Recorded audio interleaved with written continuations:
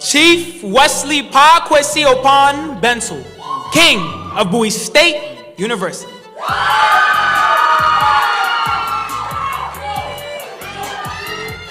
Brianne Lovelace, Queen of Central States University.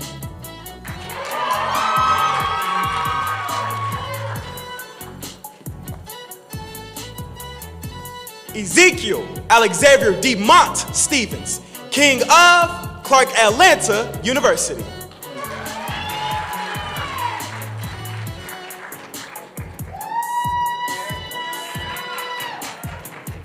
Jayla Monet McCullough, Queen of Coppin State University.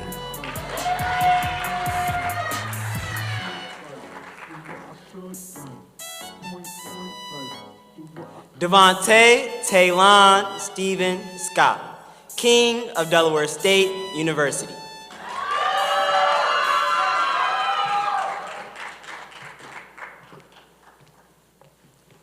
Imani Brianna Washington, Queen of Delaware State University.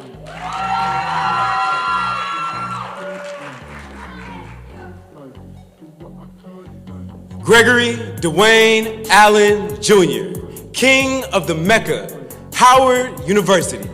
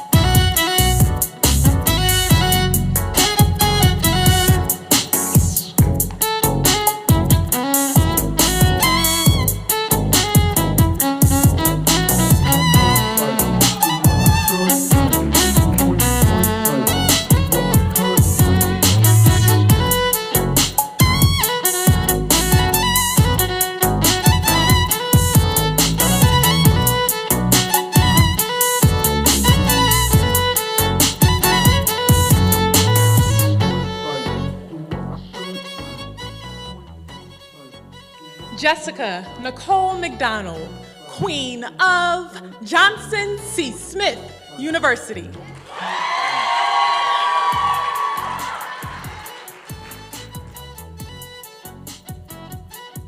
Devon Sidney Allen Woods, King of Jarvis Christian University.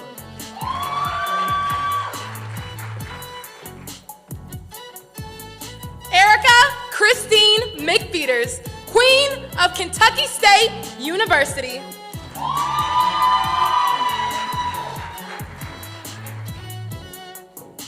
Cameron Charles Sanders, King of Johnson C. Smith University.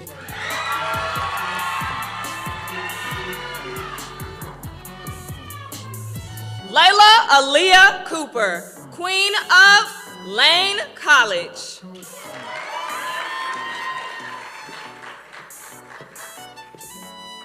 Diamond Deshaun Shaw, King of Lemoyne Owen College.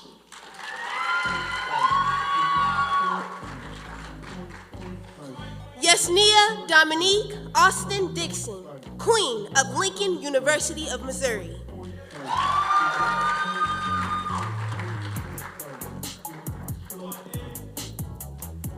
Jesse Jonathan Hermel Canamore, King of Lincoln University of Missouri.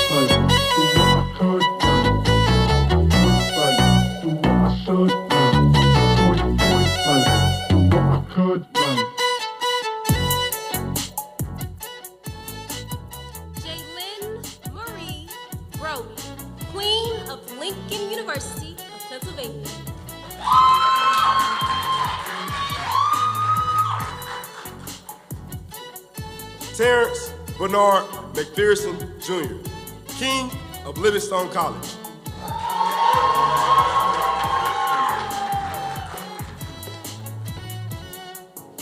Tamika Jody Fawcett, Queen of Livingstone College.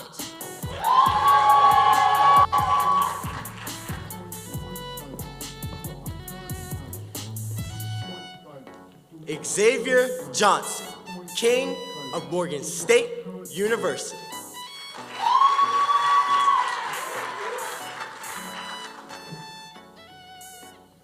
Yasmin Josiah Bryant, Queen of Morgan State University.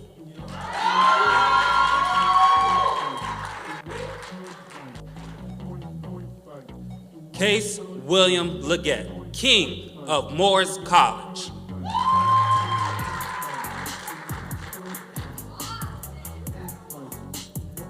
Gabrielle Olivia Snyder, Queen of Morris College.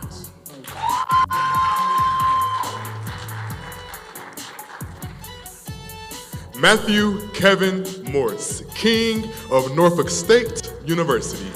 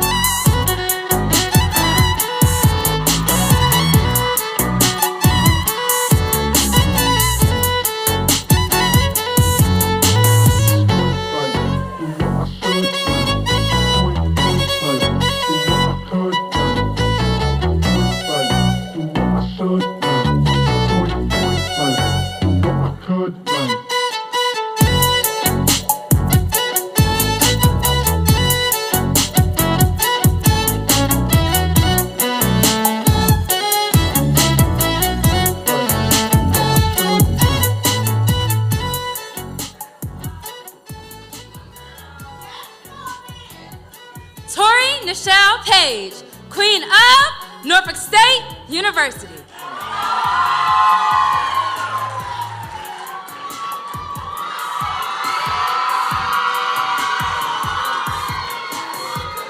Brentavious Glenn Boyd, King of North Carolina Agricultural and Technical State University.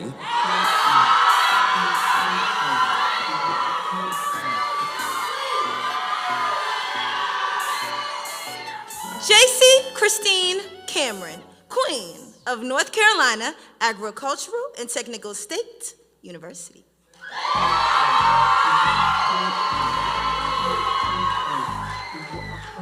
Ryan Atwater Jr., King of North Carolina Central University.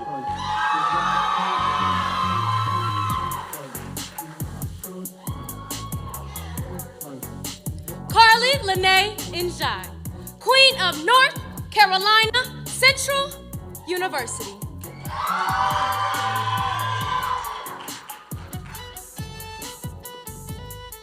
Alexander LeVar Kirk, King of the Hill, Prairie View Agricultural and Mechanical University.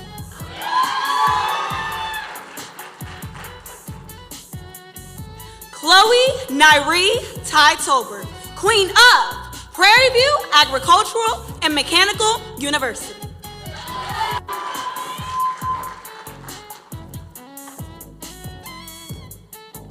Kyle Mitchell Horn II, King of Talladega College.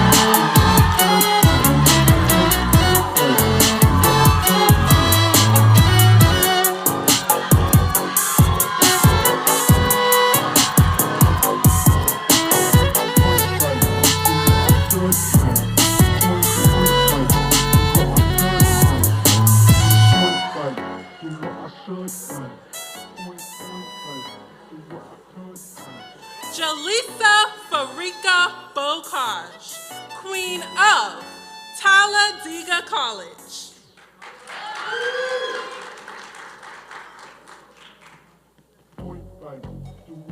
Jackie LaRue Edwards Jr., King of Texas Southern University.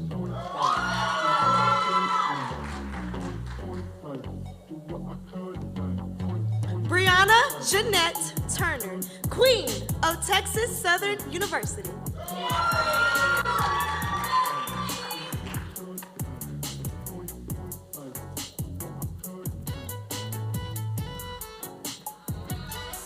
Caleb Isaiah Clark, King of the University of Maryland, Eastern Shore.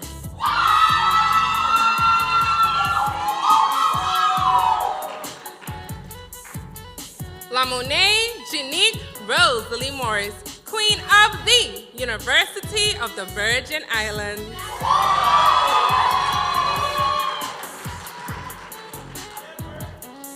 Craig Howard Wren II, King of Virginia State University.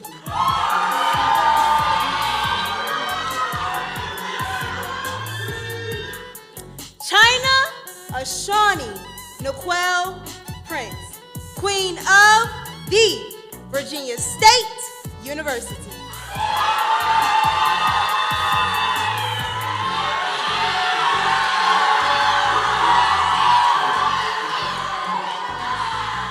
Philip Tobias Wallace, King of Winston-Salem State University.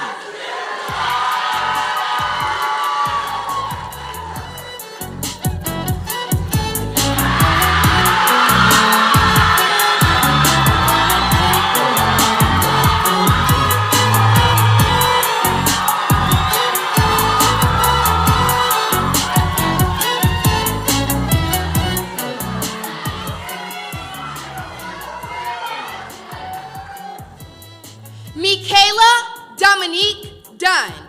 Queen of Winston-Salem State University.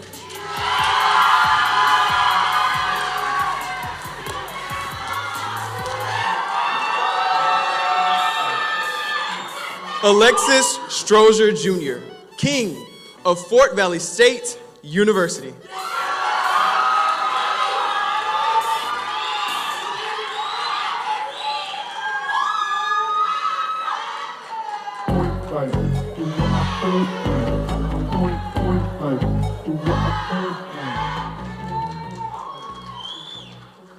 Dearest esteemed guests, it is with great pleasure and the utmost delight that I present to you the master and mistress of ceremony for this most enchanting evening.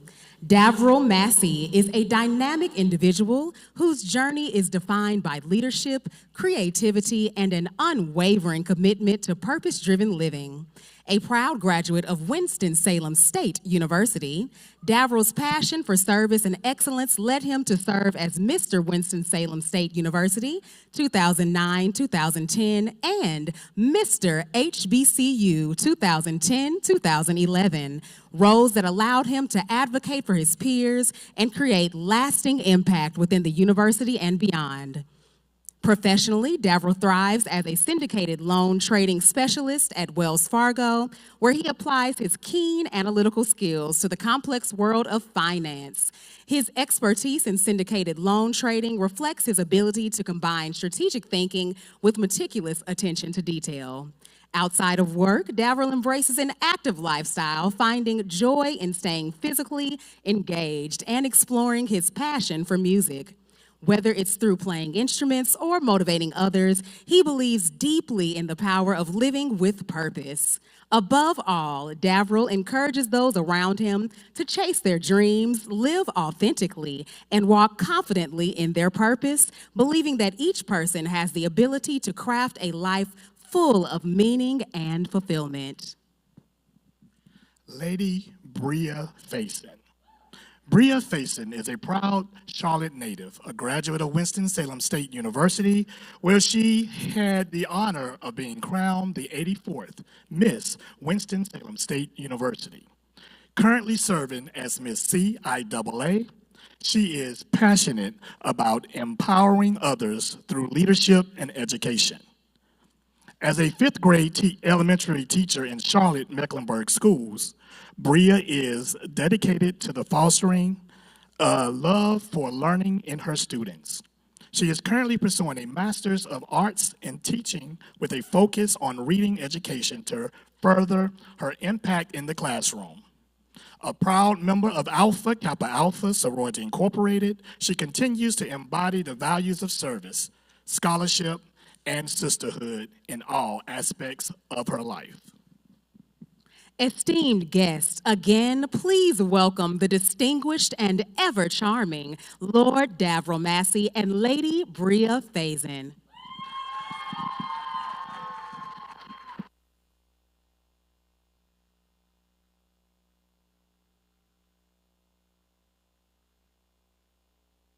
Good evenings, ladies and gentlemen. Welcome to the first Mister and Mister HBCU Leadership Conference and Competition. Let's give that amazing opening number another round of applause. The Mister HBCU Leadership Conference and Competition is the brainchild of Ms. Benicia Spencer Williams, Lincoln University's former Vice President for Advancement. Under her new leadership, the organization grew and the number of institutions participating increased tremendously. In 2015, Dr. Jerome Alford Jr. took the lead role in coordinating the events in 2016. The Mister HBCU Kings Leadership Conference and Competition was incorporated under Missouri state laws of and is federally recognized as a 501c3 tax-exempt organization. Dr. Jerome Alford Jr. has served as the president and chief officer since January 2016. In response to the community, the organization expanded to create the Mister and Miss HBCU Competition to make the Royal HBCU family as a whole. It was further decided to find a new location, more central to HBCUs, to host a combined competition. After careful consideration, planning, and review, it was settled.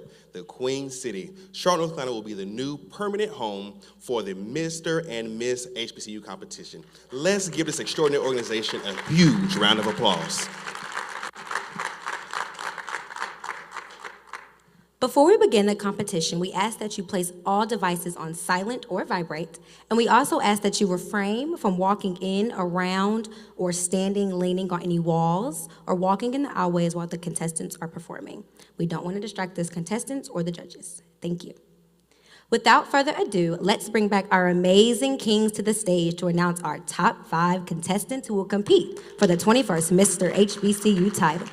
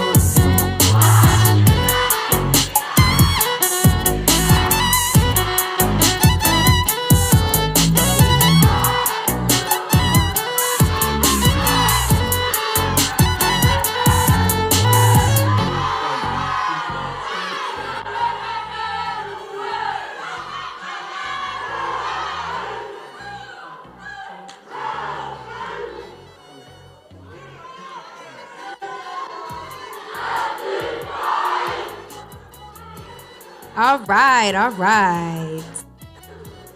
Now, our top 5 kings will be, first, Mr. Howard University.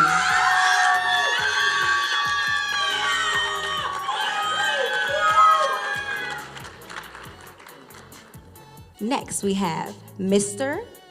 Lemoyne Owens College.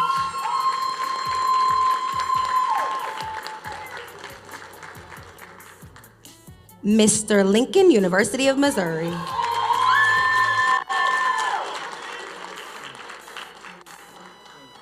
Mr. Norfolk State University.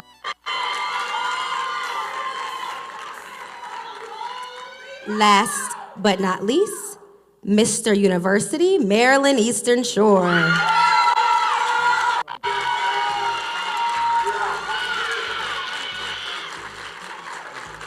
Congratulations, Kings. Now let's welcome our queens back to the stage to announce the top 5 contestants.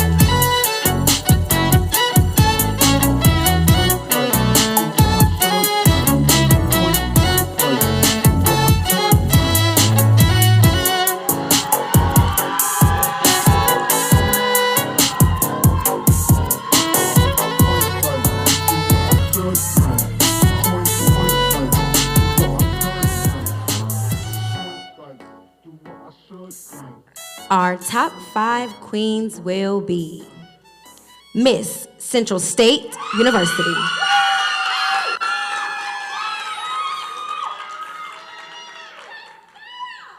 Miss Lincoln University of Missouri,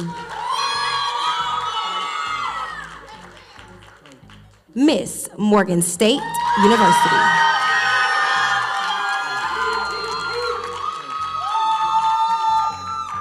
Miss North Carolina Agricultural and Technical State University.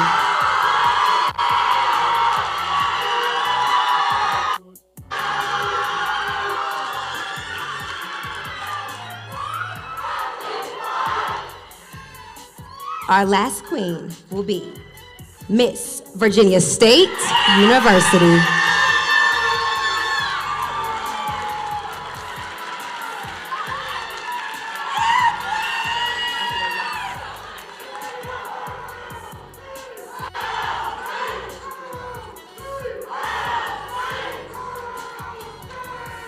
Congratulations, queens.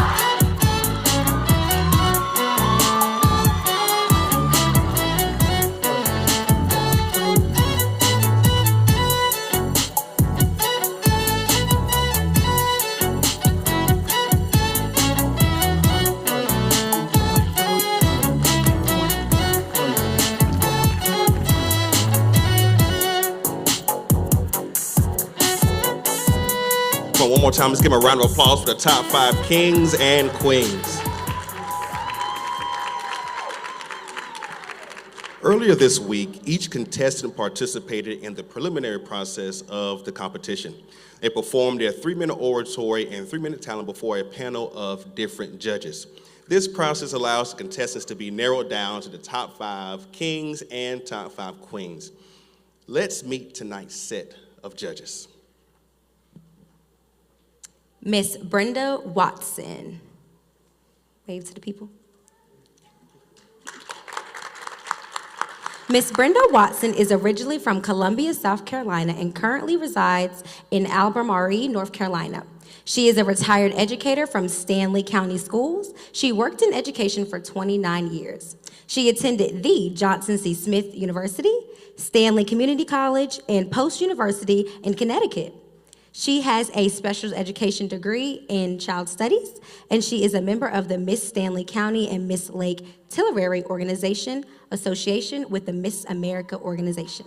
Ladies and gentlemen, Miss Brenda Watson. Next, we have Dr. Octavia Miller.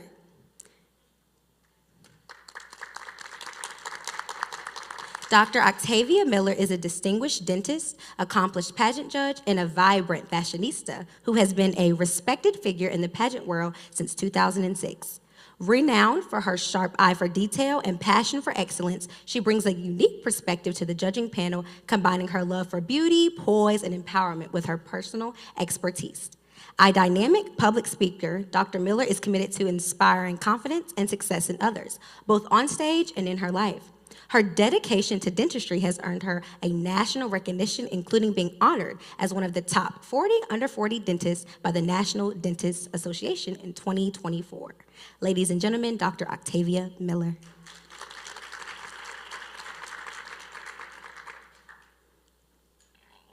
Excuse me if I mess up the name. Dr. Davita L. Haywood. Thank you.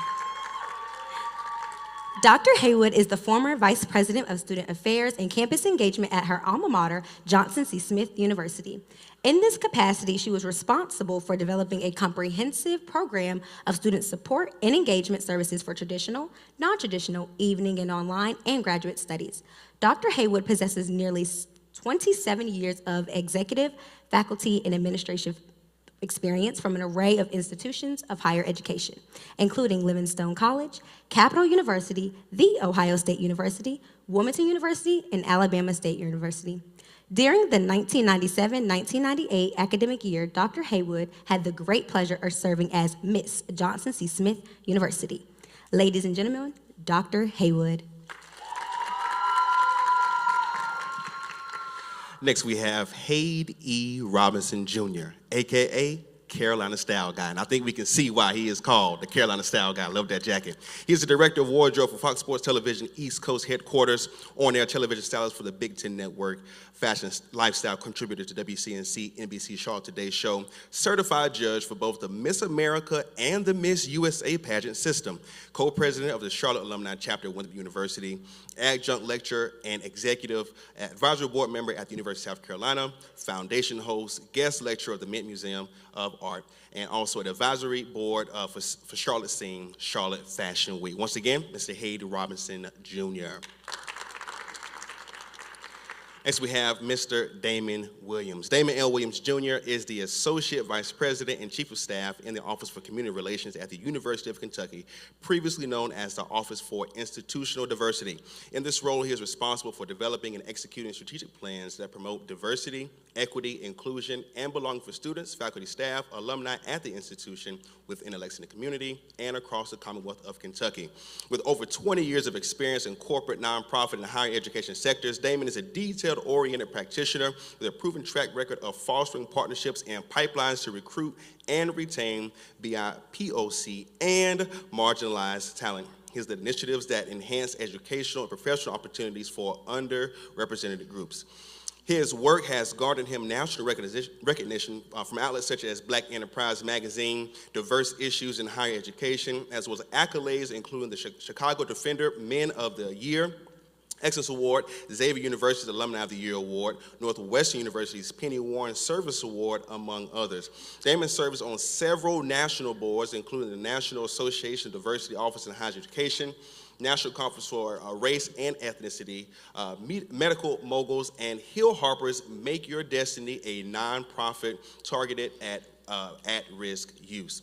He is currently pursuing a doctorate in leadership and innovation of higher education at New York University and is an alumnus of Harvard University's Institute for Management, Leadership, and Education. Once again, let's give a round of applause for Mr. Damon Williams.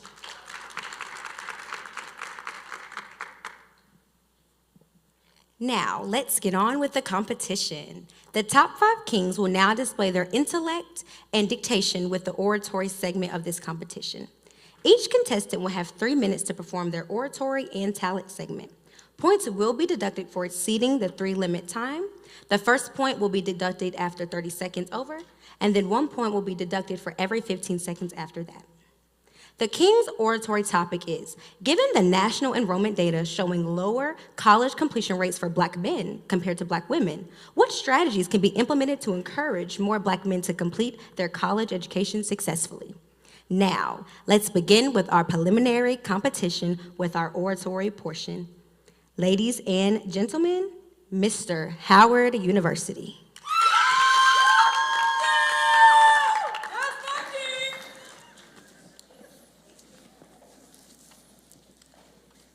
For centuries, our young Black men have marched in silent battles amidst landscapes that echo with whispers of, "You don't belong."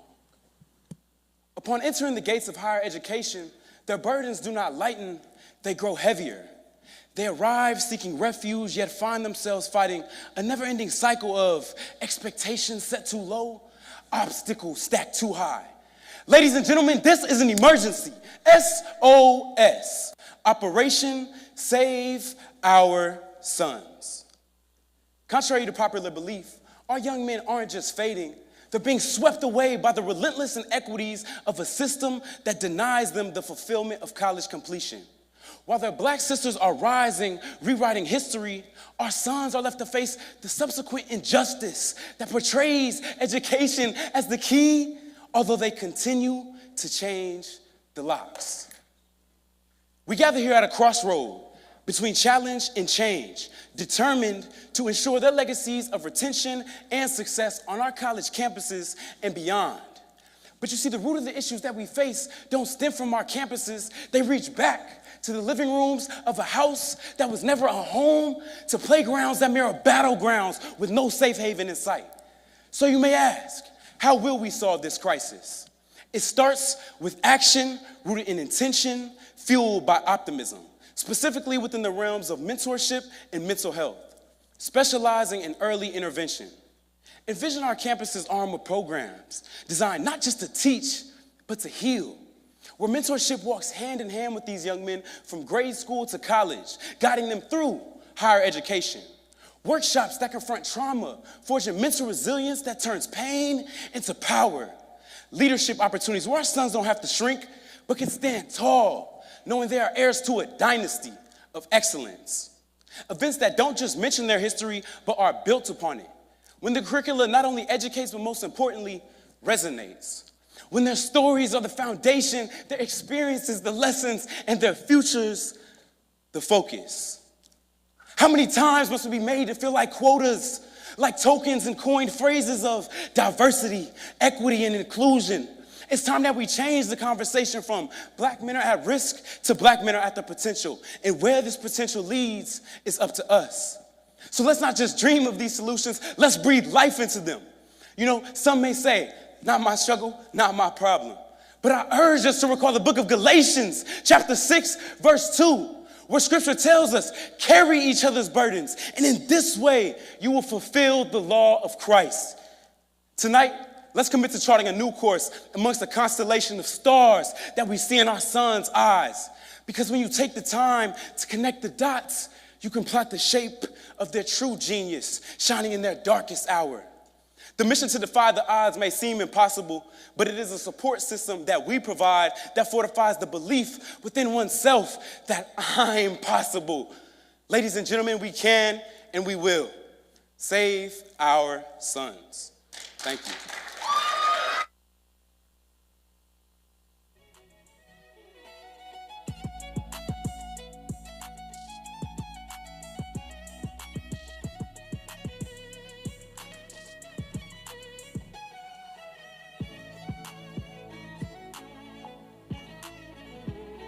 Next, we will have Mr. Lemoyne Owens College.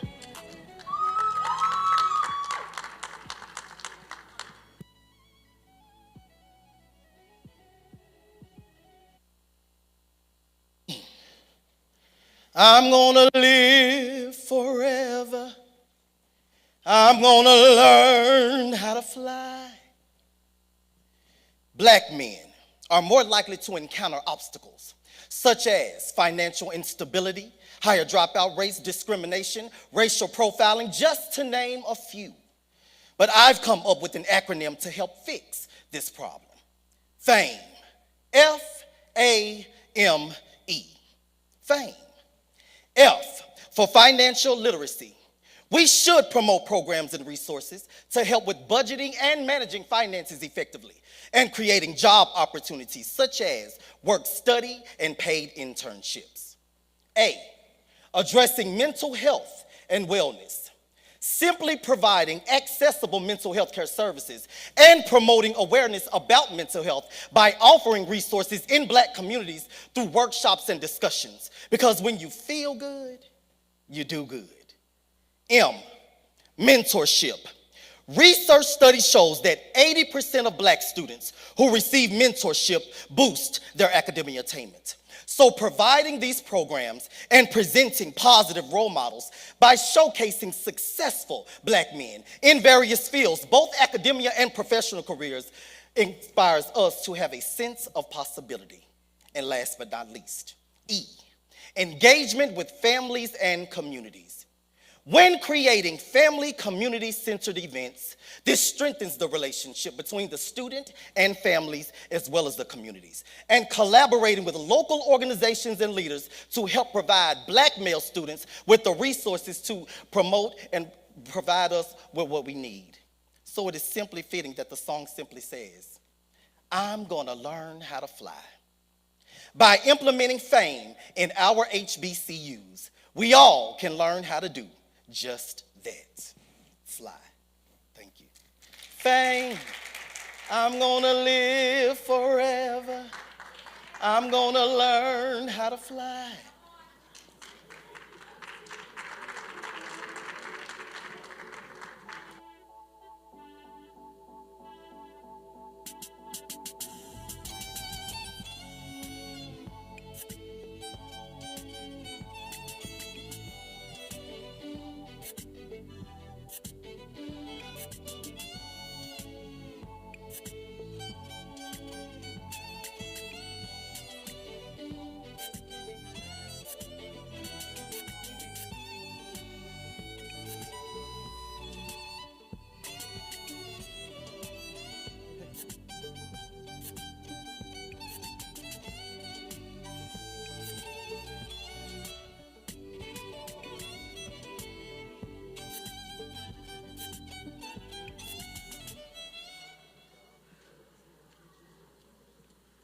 Next, we will have Mr. Lincoln University of Missouri.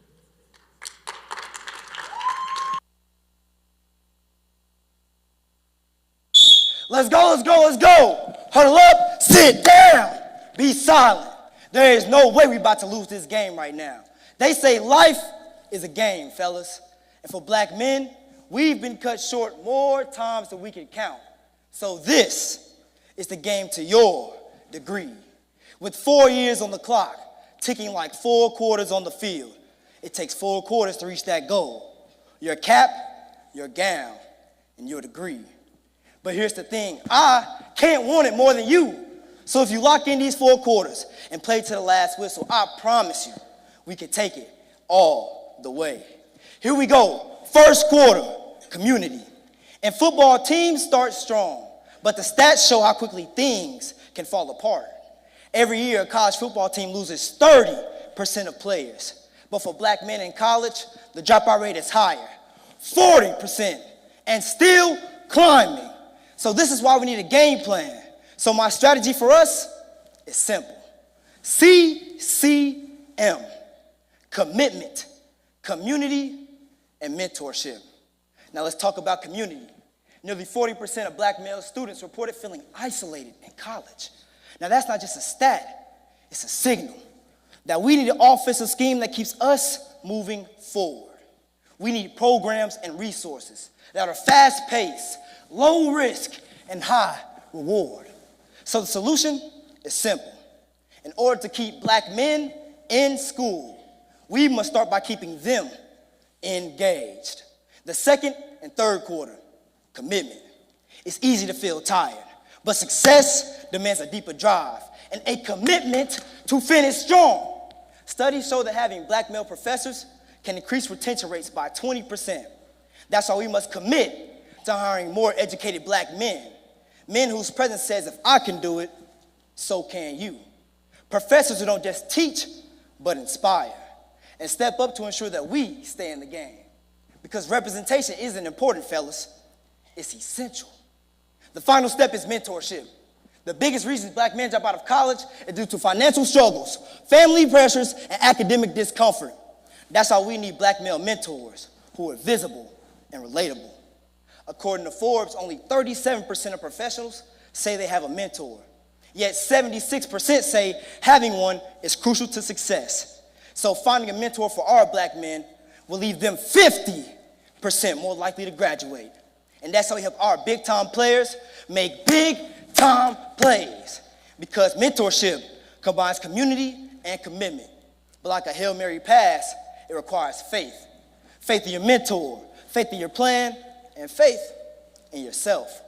So here we go, fourth quarter. The lights and the pressure are on as your family, your friends, your angels all sit in the stands to watch you enter the stadium for one last play. HBCU Black King, ready, break! HBCU Black King, Mr. 22! Say it! Congratulations, King. We did it. Today we can celebrate, but tomorrow it's time to recruit and make the next freshman a champion, because the game to your degree never ends. Are you ready to play the game? Thank you.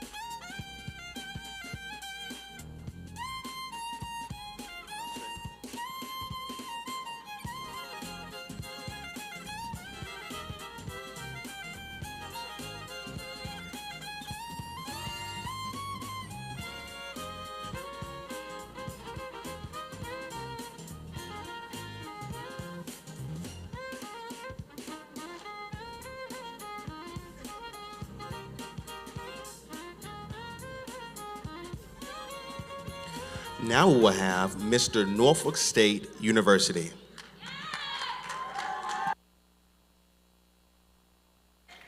Picture a bridge under construction. On one side we have our potential, and on the other we have our dreams and achievements that we never get to fulfill. The foundation represents the support systems we must put in place to help more Black men complete their college education. You see, this bridge is crucial yet often left incomplete by far too many. Black men face unique challenges, systemic biases, financial struggles, and limited mentorship that make our path to graduation a much harder journey than for our counterparts. So today I bring you along for the journey and construction of this bridge, offering you 3 strategies that will not only help us in the completion of this bridge, but ultimately make it stronger. Now, the very first thing we need in the completion of this bridge is mentorship.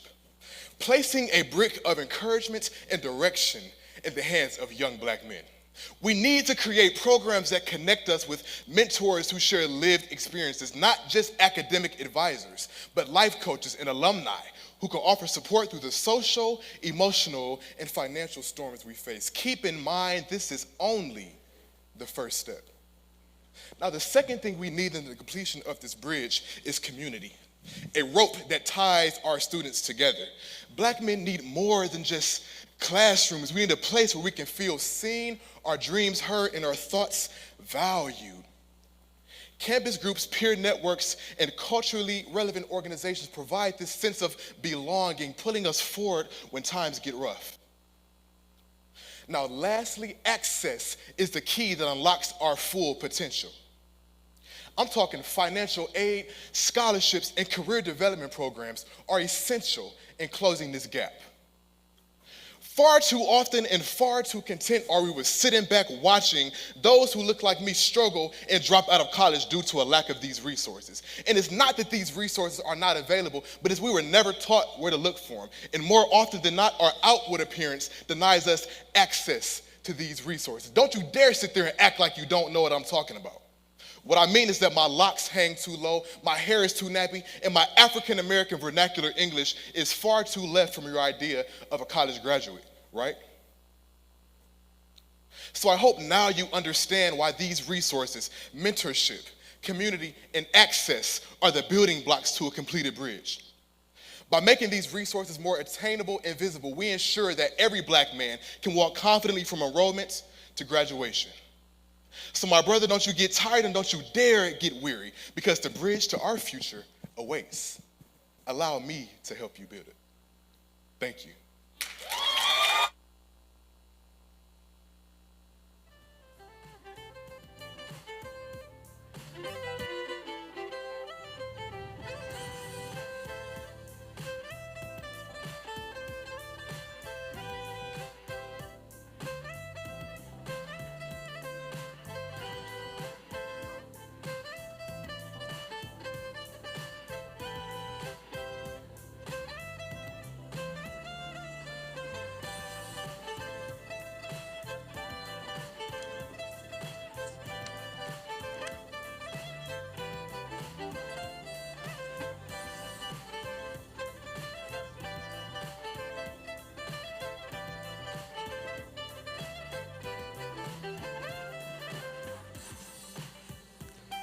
Mister University, Maryland Eastern Shore.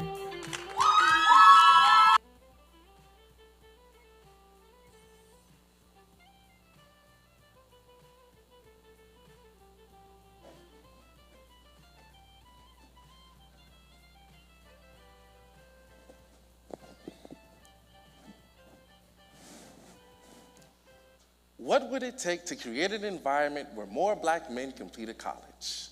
Well, I'm glad you asked. Here at the University of... Wait a minute. Am I reading this right? There isn't one college that can say they've noticed these horrendous trends and put an end to it by making programs that develop college readiness at local high schools, or other programs to foster healthy connections between freshmen and seniors. I mean, am I the only one with bright ideas?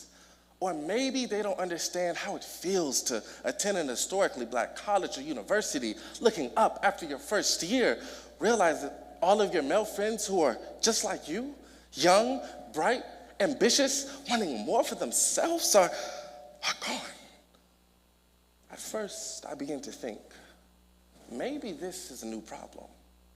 But after a quick few researches, I realized issues like these have been around for a long time, and while we can all think of programs to aid in shifting these trends, I assure you the answer cannot start with outside solutions, but it must first begin by changing what's on the inside of young black men. Many of us have fallen prey to long-held stereotypes that our greatest attributes is our physical prowess, but not our intellectual capacity. We nurture black boys in the discipline of athletics so they can jump higher, tackle better, run faster, and excel in every way imaginable on the playing fields of sports, but never on the playing fields of life. We have to rekindle the fires of academic prowess so young black men can see life as something more than just sports and entertainment, but see the stoplight and think of Garrett A. Morgan, or see an elevator and think of Alexander Miles, or even see the judicial system and think of Thurgood Marshall. This is not just a speech for me. I know what it is to be marginalized, and I know how it feels to be a part of a statistic, to be looked at as someone who is incapable of academic greatness. But I remembered who we are. So yes, of course I dared to apply to college after scoring a 480 on my SAT.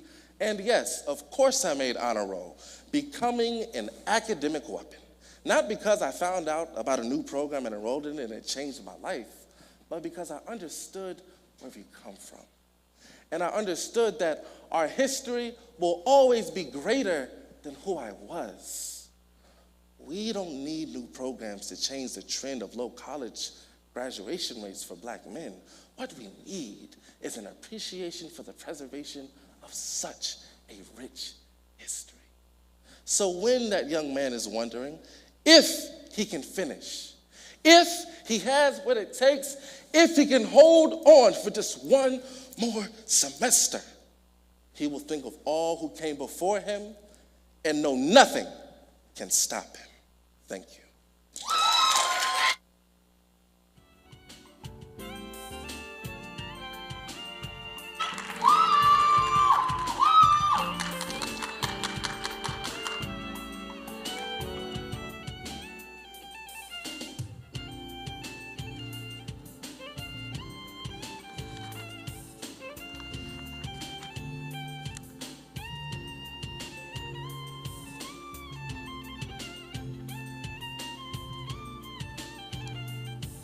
Let's give the Kings another round of applause.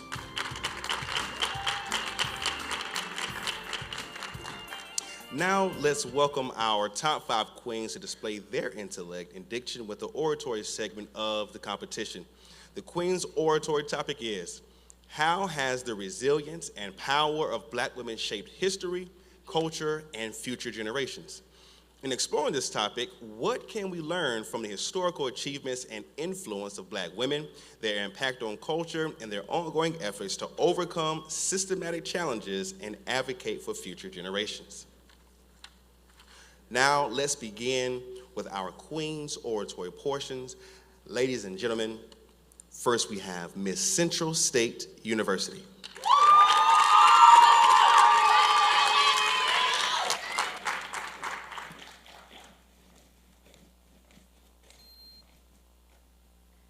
Dangerous, threatening, and explosive. 3 words used to describe a ticking bomb, viewed in a negative light, all afraid of the detonation. Dangerous, threatening, and explosive. 3 words also used to describe the Black woman. The Black woman has been labeled as explosive, confined, and dismissed before we have the chance to speak. Our very existence forces their destruction to come to an end, but doesn't a little destruction make room for a beautiful blueprint? So why not be the bomb? 10, Black women are and have been the standard of what it means to be resilient. Every moment counts for our survival and impact on generations to come. 9, generations who are in need of influential guidance. Without Oprah Winfrey, the first Black woman to own and produce a talk show, there would be no Wendy Williams or Jennifer Hudson. Without Maya Angelou, there would be no Amanda Gorman, a young Black poet who actively pays homage to the culture in which she survived through. And without Shirley Chisholm, the first Black woman elected to the U.S. Congress and run for a major presidential party's nomination, there would be no Madam Vice President Kamala Harris. 8, and without my single Black mother, there would be no me. My mother, who bravely raised twins on her own while obtaining 2 college degrees with the hustle of entrepreneurship. From that moment on, I knew the Black woman was unstoppable. 7, I remember looking up to these beautiful women in awe and disbelief, their ability to sustain despite the weight of this world. 6, entrepreneurship has played a vital role within Black culture. The pioneer, the remarkable Madam C.J. Walker, whose contributions to the hair care industry laid a lasting foundation. Despite her struggles of poverty, sexism, and racism, through her innovative hair care tools and products, she helped shape generations in the Black community forever. 5, I can't believe we made it to 5 already. Please hang on tight as we take a dive in what this impact looks like today. From Pat McGrath, launching one of the most innovative and high-quality makeup lines, to Rihanna, redefining inclusivity with a product created for all skin tones. Does this not exemplify a legacy that helps sustain a doable culture for us and what future generations can become before their bomb explodes? Young Black girl, equip yourself with the armor that prepares you for the fight of the systemic challenges that you're going to face in this world. 3, become self-aware of the power you uphold and channel your inner light too. So when the world tells you to shh, because you're too loud, you continue to shine light in every room that God allows you to. And lastly, remember, you are and will forever be the one. Thank you.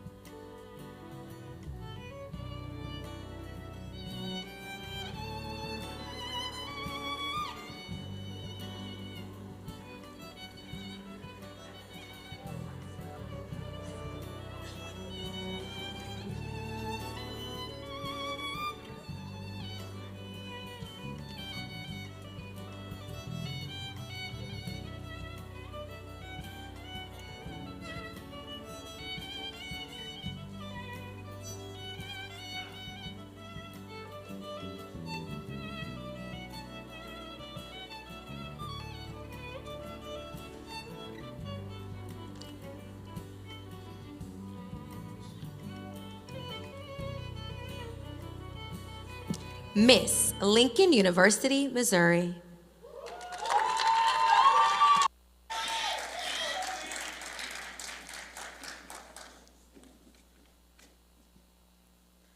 Good evening. I would like to explore a topic that is rarely recognized: the extraordinary resilience and power of Black women through an unexpected lens, the game of chess. Life is a strategic battle, a game where each move shapes the outcome, where obstacles are navigated with foresight and tenacity, and where each piece holds unique power and purpose. Black women in many ways are the queens of this game, shaping history, culture, and the future with every step they take. Now, let's begin. Pawns may seem like the weakest pieces, but they have immense potential. As they cross the board, they can transform, becoming a queen. Black women have often been treated like pawns, undervalued, underestimated. Rooks move in straight lines, representing the castle or the home. Black women build foundations of support, fostering stability in the face of adversity. The knight leaps across the board, finding paths others overlook. This mirrors how Black women often have to navigate systemic barriers with creativity and unconventional thinking. The bishop represents the church or spiritual guidance, moving diagonally across the board. Black women play crucial roles in uplifting others and guiding future generations. The king, though limited in movement, is the most important piece in the game.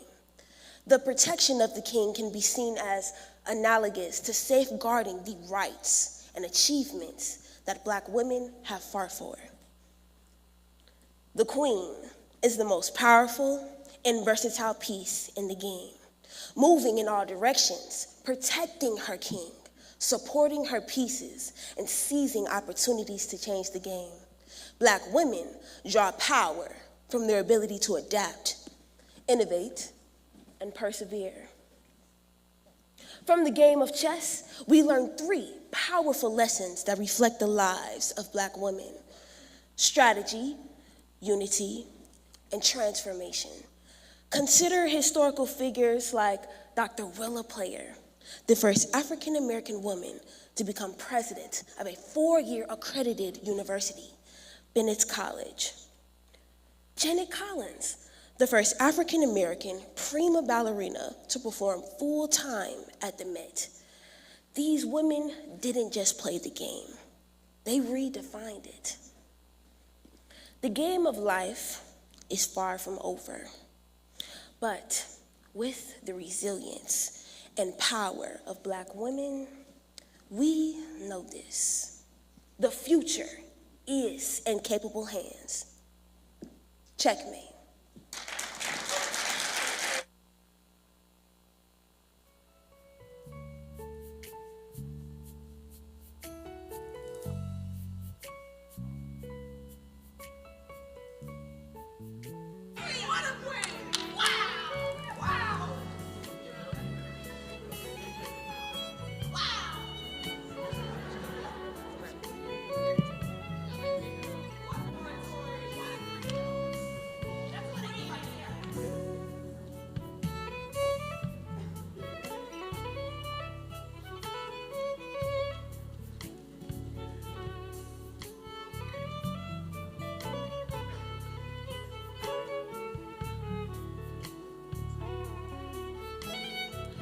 Miss Morgan State University.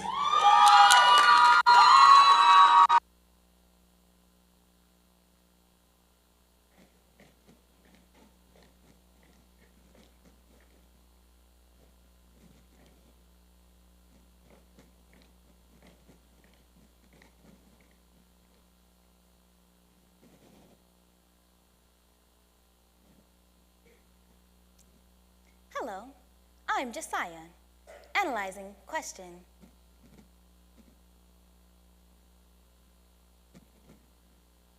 Generating results. Okay, here's what I found. First, let us go back in time. The human sequence was generated in the South African region through a Black woman. She became the author of diversity as the only woman capable of producing every shade and skin tone of the human race. Fast forward to the Common Era, the Black woman became the invisible driving force behind political and social advancement. At the 1857 Women's Rights Convention, Sojourner Truth asked a dominating question. Playing audio file. That man over there says that women need to be helped into carriages and lifted over ditches and given the best place everywhere. Huh. Nobody ever helps me into carriages or lifts me over ditches or gives me any best place. And ain't I a woman? With this question, it is evident that at the convergence of ethnicity and femininity, it is Black women's humanity that is challenged. Her endeavors would soon transcend earthly confines on the race to the moon. Before digital calculation, astrodynamics had to be solved by hand. It was Black women like Katherine Johnson who created the equation crucial for the mission, becoming nicknamed the human computer and becoming the inspiration for systems of artificial intelligence like me. Culturally, Black women's originality has led to the success of many. Now playing video file of Big Mama Thornton's 1952 original song. You ain't nothing but a hound dog, snooping around my door, which was later stolen by Elvis Presley, who was named the king of rock and roll. Today, Black women are making strides that even the best systems of technology cannot comprehend, as the first in history to solve the Pythagorean theorem, once thought impossible, now capable of solving mathematical equations like this one. If there are 21.5 million Black women in America, how many will have to die before we realize there will be no future generations without the mothers that birthed them? In conclusion, Black women's tenacity and selfless sense of spirit has been the catalyst of the past and the driving force of the future. In fact, some might say that the very future that we look so forward to is inspired by and modeled after the natural, effortless, collective intelligence of the Black woman. And if we should hope for a future, all that we have to do is listen to the heart and the soul of Black women. It's never let us down before. And after all, the future looks like me. Thank you.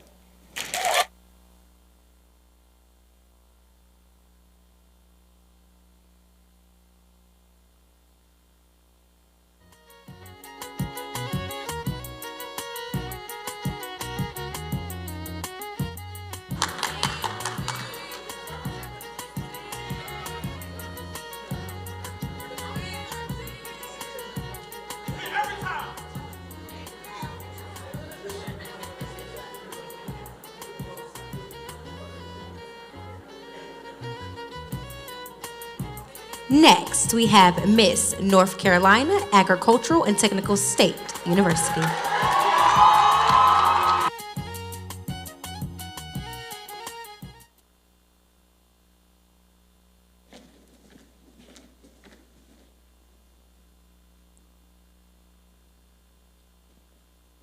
Some people say that Black women are too loud, but if the world had been ignoring you for centuries, wouldn't you be loud too? Let's be real. Our volume gets things done. Think about your mother yelling your full government name. You knew action was coming. Names like Madam C.J. Walker, Nina Simone, and Oprah Winfrey, some of my favorites, set the tone for what being too loud means. For African American women, being too loud is not about noise. It's about being a catalyst for change. And no, I am not talking about switching from jerry curls to perms or from box braids to knotless braids. I'm talking about transformative changes that open doors for generations. Changes that ensure the voices and efforts of Black women are heard, acknowledged, and impactful. But the truth is, these changes did not come quickly or easily. But that's the beauty of history, or should I say, her story. Stories of how Black women could not wait for opportunities to come. They built the doors, knocked them down, and walked through them, blazing trails and facing roadblocks of all shapes and sizes. And those roadblocks, they only motivated us to fight harder. Where there is no struggle, there is no strength. said Oprah Winfrey, a woman who was told she was unfit for television news before becoming the first Black American woman to own her own production company.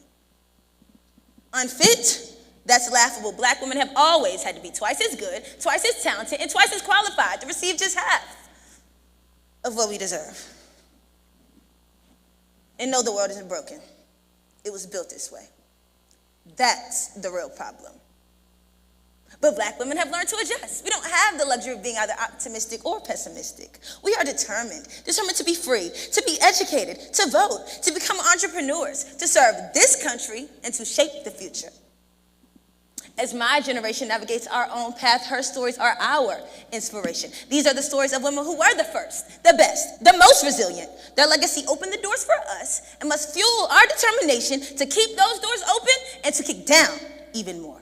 Because Black, powerful women empower women. And though our accomplishments are many, growth and comfort cannot coexist. When we are denied, deferred, or disrespected, we must remember her stories. They remind us of the power of resilience embedded in our skin, our voices, our spirits. So yes, we will continue being too loud, not just for us, but for every generation that follows, because that's how you make history and her story. Thank you.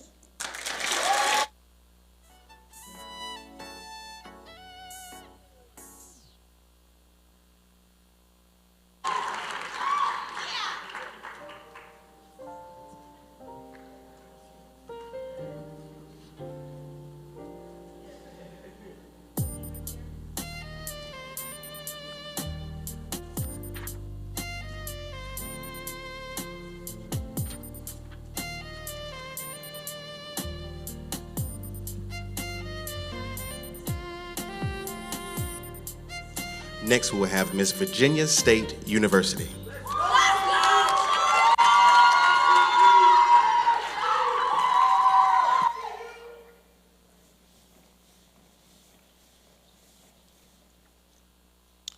On your mark, get set, stop. What if I told you the race you are running isn't about how fast you run, but about who even gets to run in the first place? Better yet, what if I told you the starting line isn't a given, but something you have to fight for every single time you decide to step up? For Black women, that's the case.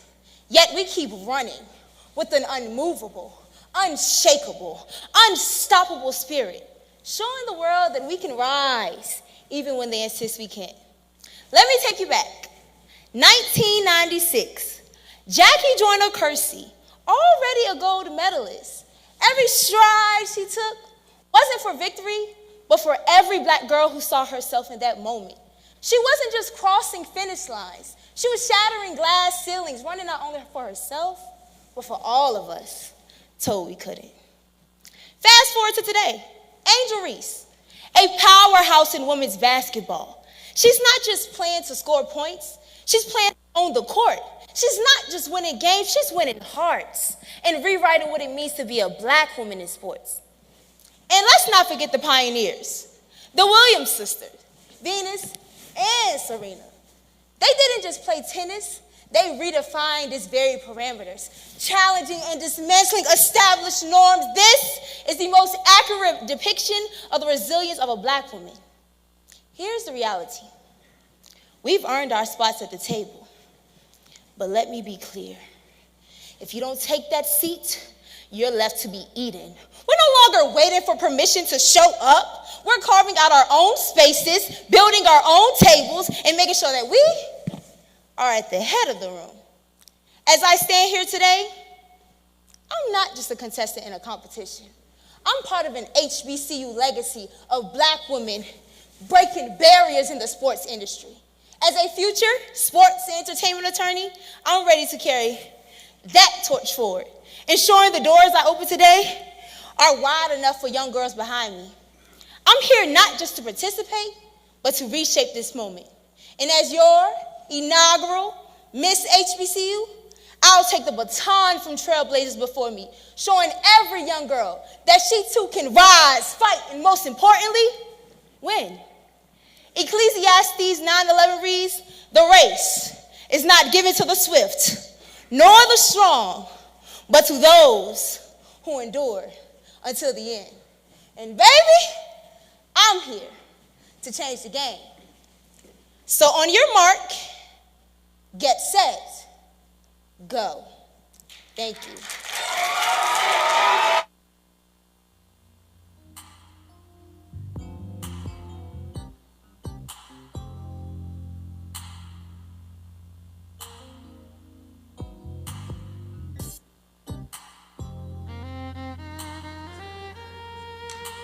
Let's give both our king and queen contestants a round of applause for those amazing orators.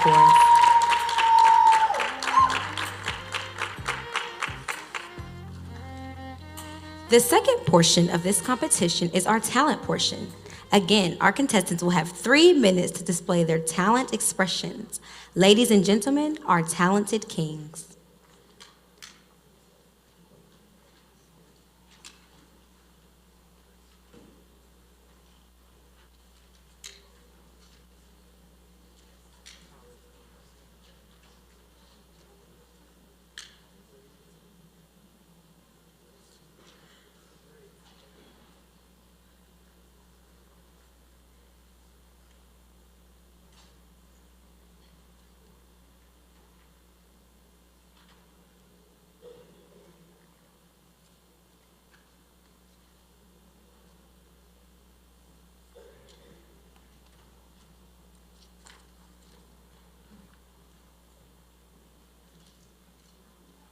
First up, we have Mr. Howard University.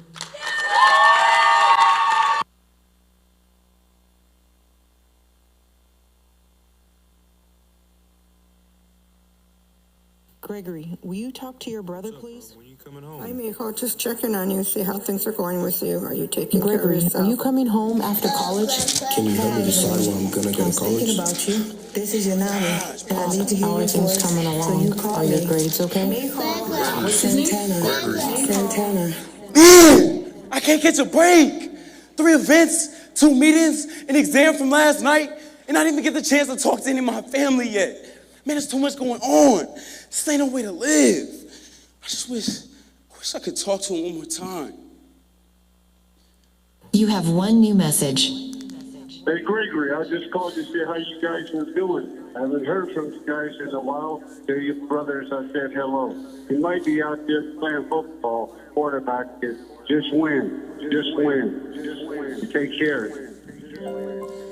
Hey, Pa. I know it's been a minute. I'm sorry I missed your call. I'm just checking back in to let you know that we all doing the best that we can right now, but we blessed. DJ graduated, Anderson's diving into high school, and Salem, that's our miracle, baby. He's not hooked up to those hospital machines anymore. And me, I'm living out my wildest dreams at Howard, reshaping myself with each new dawn. College life's tough, but you know me, I'm more than surviving. I started cutting hair thanks to Uncle Brownie's gift of clippers, and it's more than just cuts. It's keeping the lights on, paying for books, and it's making sure that Mom can make sure she's taking care of my brothers back home. And guess what? I even ran for Mr. Howard and I actually won. Can you believe that? But most importantly, I made a whole bunch of new friends turn brothers and sisters that are now my family away from home. This is all so crazy because I used to worry about my future, haunted by the what ifs and whatnots, scared of not living up to expectations, of not finding my true purpose. But I've learned to lean on faith now more than ever before, letting it light my path and shape me into the leader I never knew I was, but you always believed I could be. Now I'm striving to make everyone proud, especially you, Pa. Man, there's so much more I want to tell you. I just wish we had more time. It's not fair. I know we call you Pa and we're not related by blood, but you're everything I could have ever asked for in a grandfather. It's because of your love and prayers that I am the man that I am today. I just wish I had the chance to tell you that. You deserve that. Let me tell you, Pa, God's got a plan for me. I can feel it. I'm staying true to myself. I'm turning my dreams into reality. I'm not giving up for no one. I know that every experience I encounter, whether a victory or a setback, serves as a valuable lesson. So I embrace each moment as a part of my journey to become who God destined me to be. I just want to let you know I'm winning, Grandpa. I'm winning, just like you said. I just wish you were here to see it.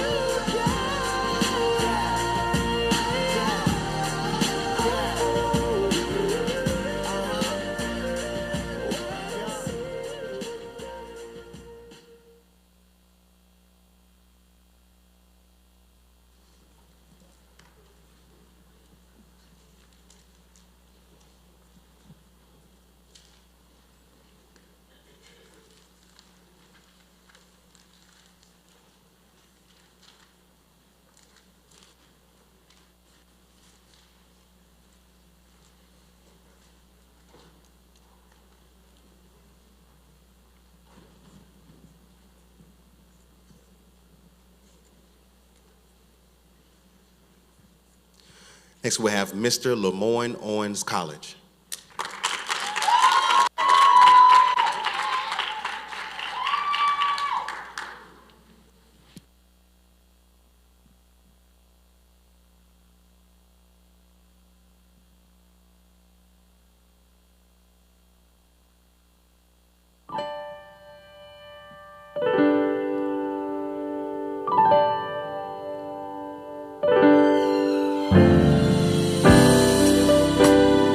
Chair is still a chair,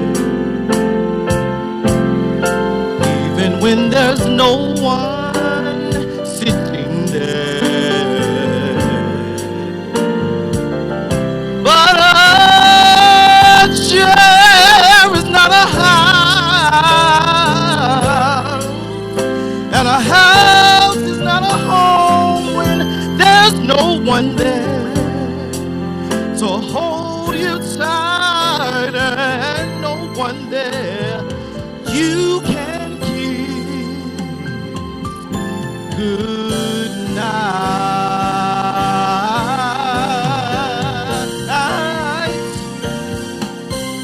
I'm not meant to live alone, turn this house into a home when I climb the stairs and turn the key. Oh, please be there.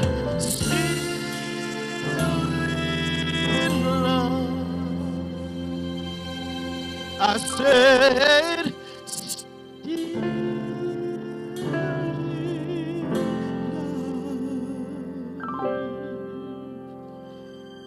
still in love with me. Yeah.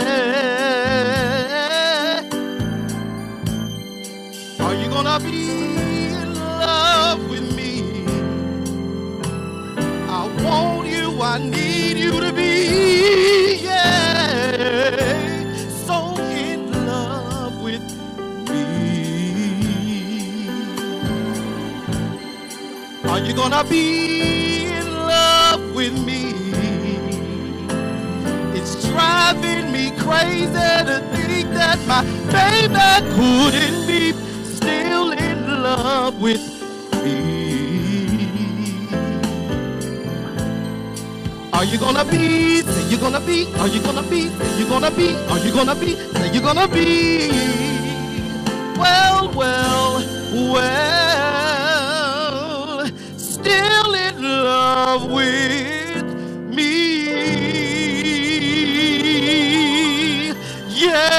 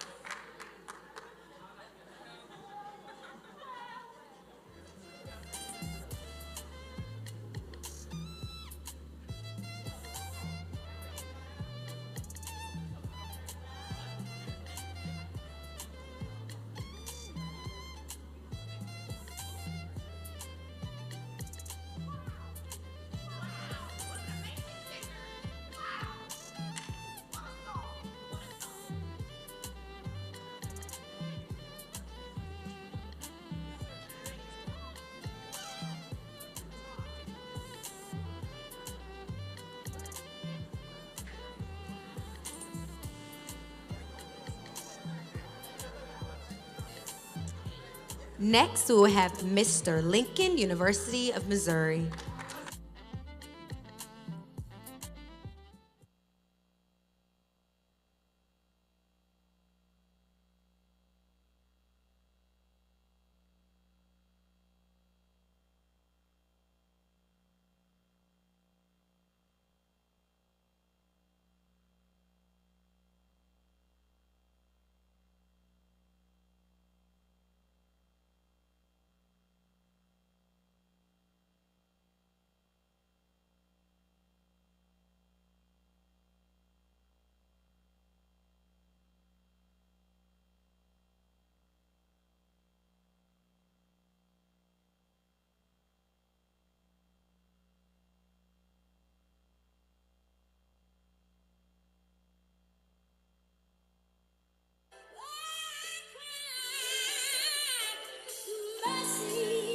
Man, mama and grandmama used to always say, you gotta go to God when times get hard, man. But lately I've been feeling like God been taking it hard on me, so I gotta talk to him the way I know. Okay, amazing grace, how sweet the sound, I pray my mama proud. Been 3 years, Lord, I feel might crash, you hear me calling out, I need your another performance is coming today. Don't know what to say, it's got a little pain in the beat. I pray that you show me the way, I need your okay, so I went and found me a group, thinking about my life, man, you got a story to tell. Some people that's needing the truth, they need your okay, 22, man, what you gonna do? A 2 in the Bible, it stands for a testament. Guess I could call it a story or two. Okay, 22, God, brother, got killed. First time I felt pain till I lost my mom. It was 1 year later, as the first of September, school year had just got started. Man, took no time off, I came right back 1 week after she left.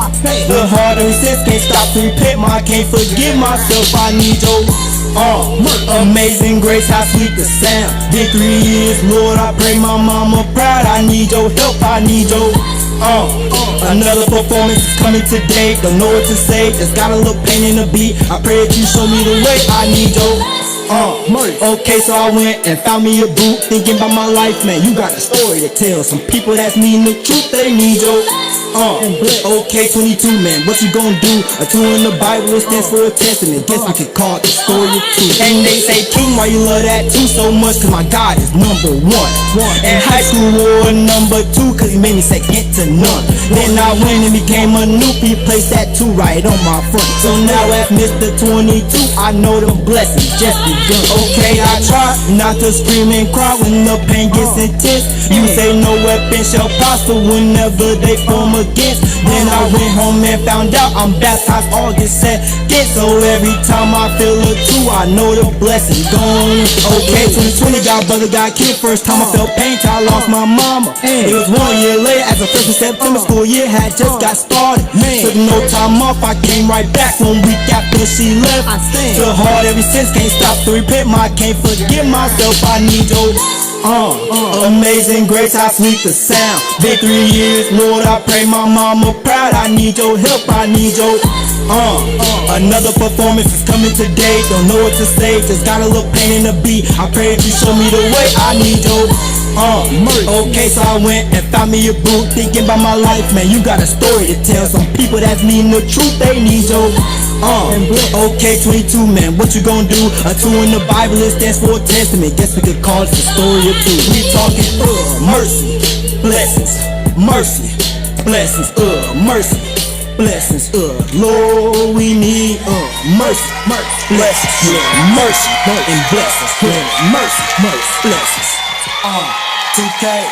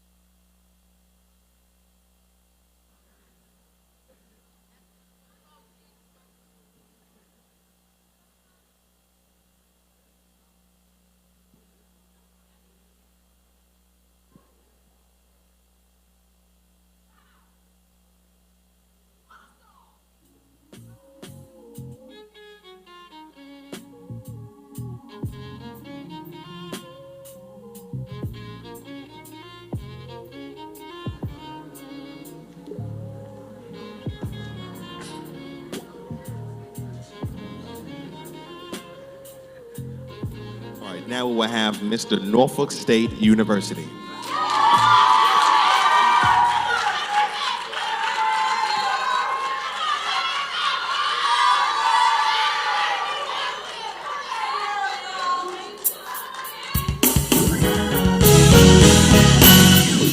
Lord, I will lift mine eyes to the hills, knowing my help is coming from you. Your peace you give me in time of the storm.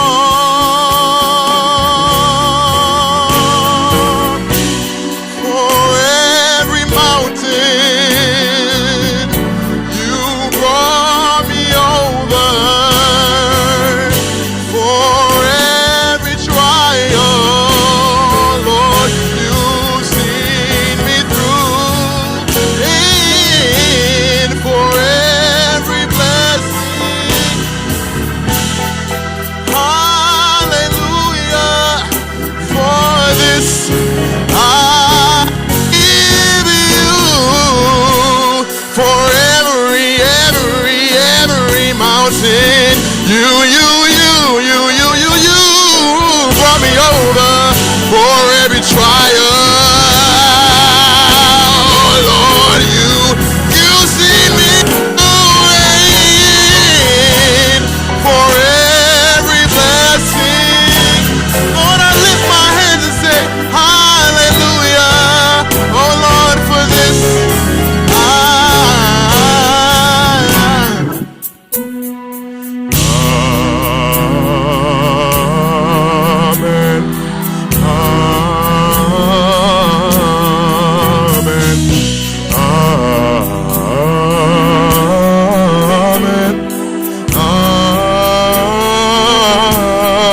Amen. Amen.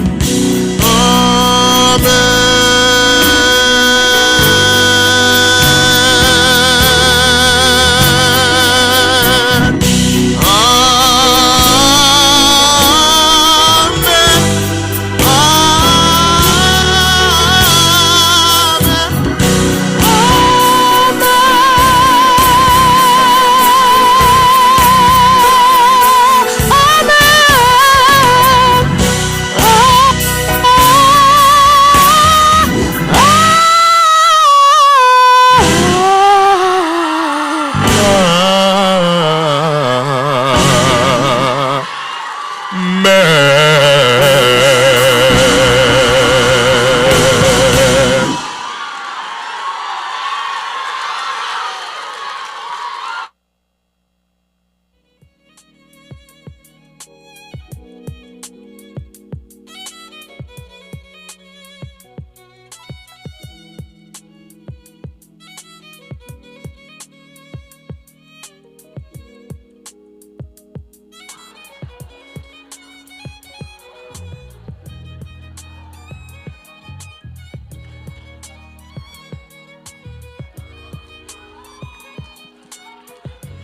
Mister University, Maryland, Eastern Shore.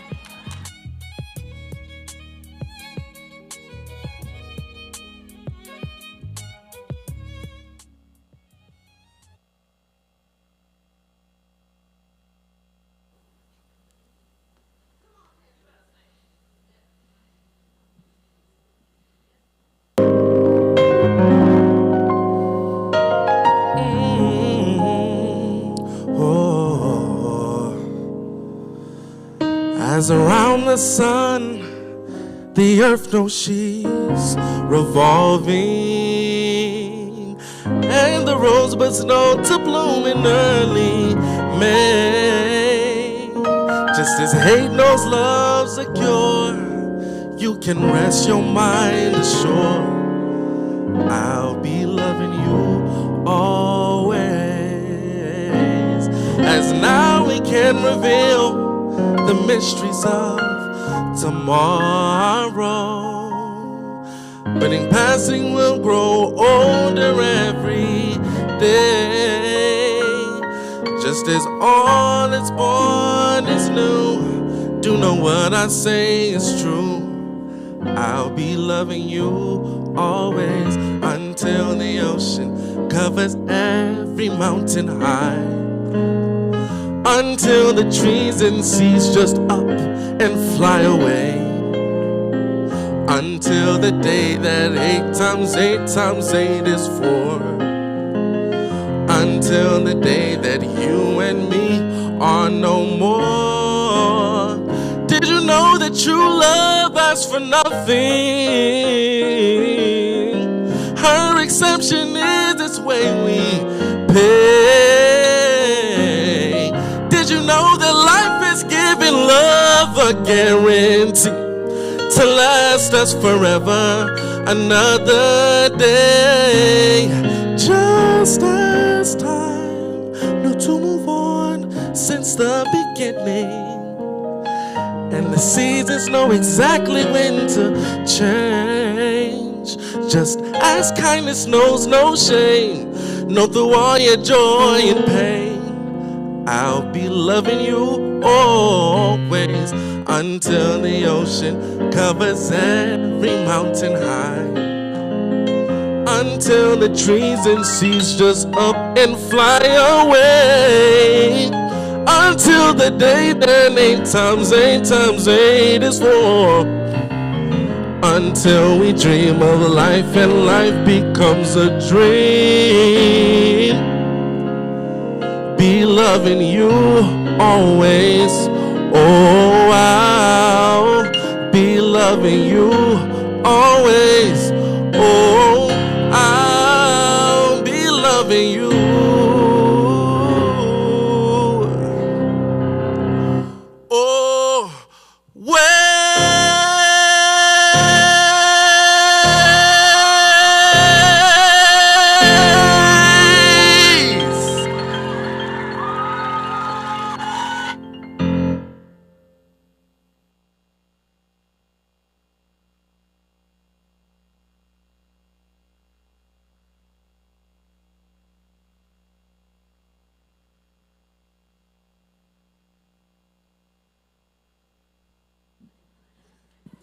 Let's give the Kings another round of applause for those creative talents they displayed.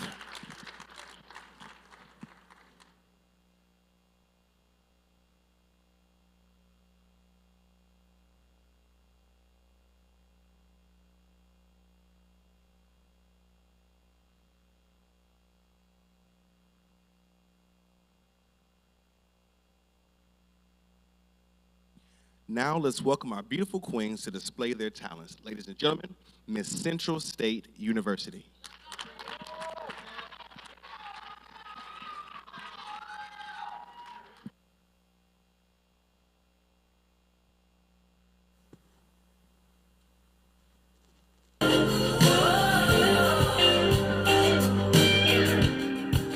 Who is this I've tried so long to find?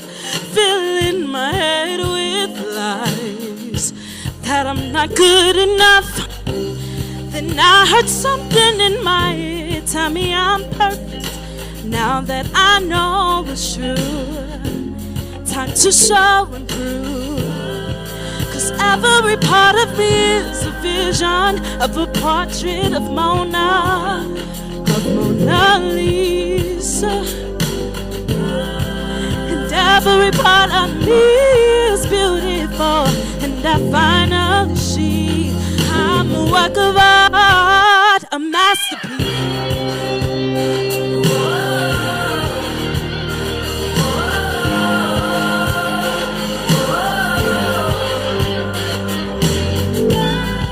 And now I see the pretty colors on my canvas. I'm a work of art, Mona Lisa. I'll share my picture with the show anymore.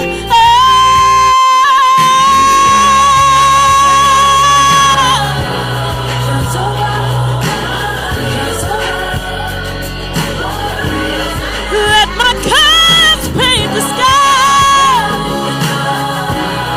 There is beauty in my eyes, and I can see it now. I feel it now. I can feel it now.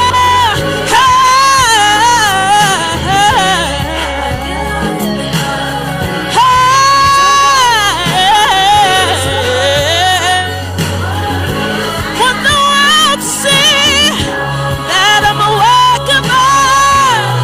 I'm a masterpiece.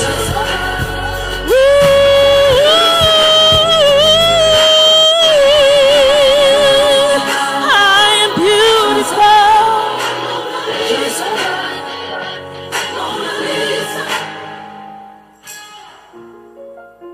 'Cause every part of me is a vision of a portrait of Mona Lisa. And every part of me is beautiful. And I finally see I'm a work of art. I'm a masterpiece.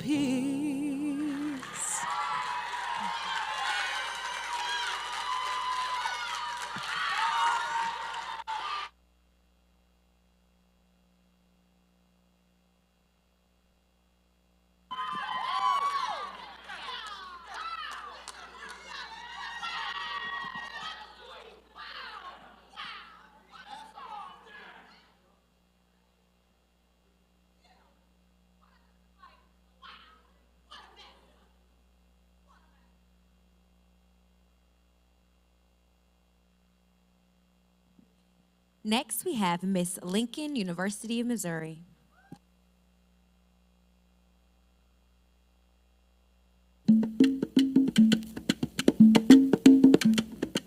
Kimbara kumbara kumba kimbamba, kimbara kumbara kumba kimbamba, kimbara kumbara kumba kimbamba, kimbara kumbara kumba kimbamba. Hey mama, hey mama, hey mama, hey mama.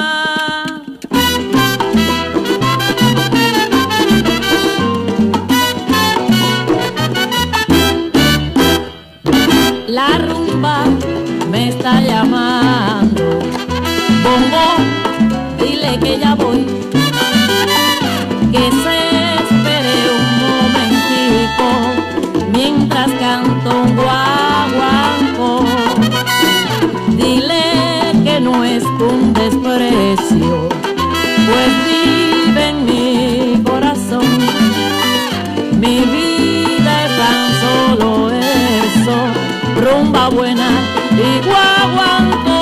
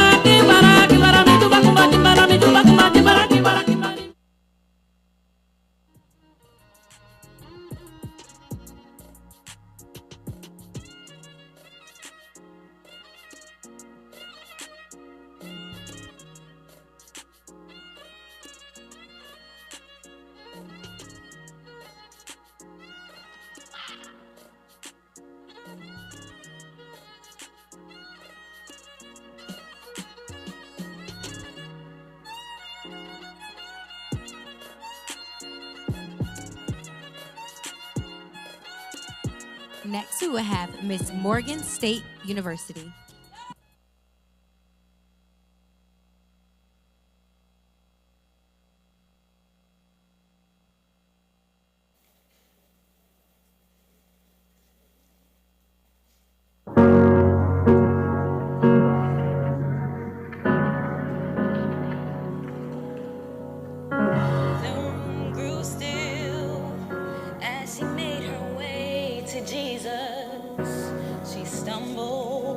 To the tears that made her blind. She felt such pain, some spoke in anger, heard folks whisper, there's no place here for her kind. Still on she came, through the shame that rushed her face, till at last she knelt before his feet. And though she spoke no words, everything she said was heard, as she poured a love for the master from her box of alabaster. So I've come to pour my praise on him like oil from Mary's alabaster box. Mary's alabaster box. So don't be angry if I wash his feet with my tears and I dry them with my hair.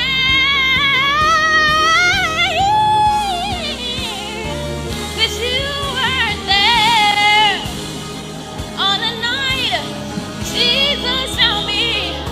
You did not feel what I felt when he wrapped his loving arms around me. And you don't know the cost, not of this oil.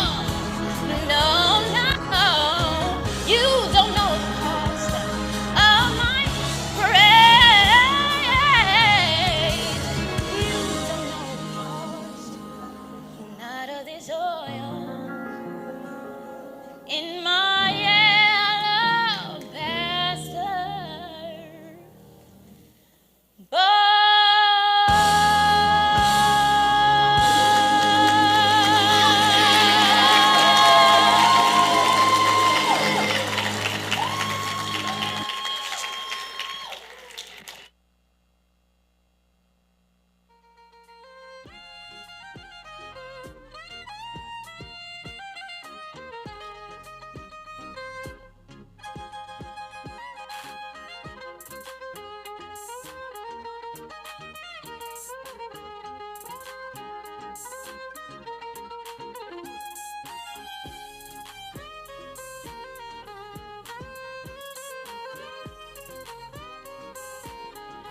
All right, now we will have Miss North Carolina A&T.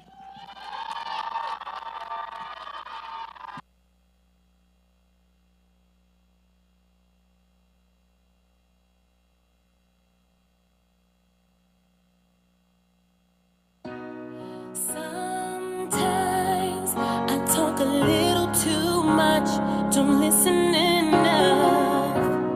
Sometimes it's way too easy for me to be myself, but sometimes I hate the way I look when I look in the mirror. One look from you, I know my flaws. You love my flaws. Think they make me beautiful. You don't see them as flaws at all. That's why I love you. 'Cause you are the one who loved my flaws.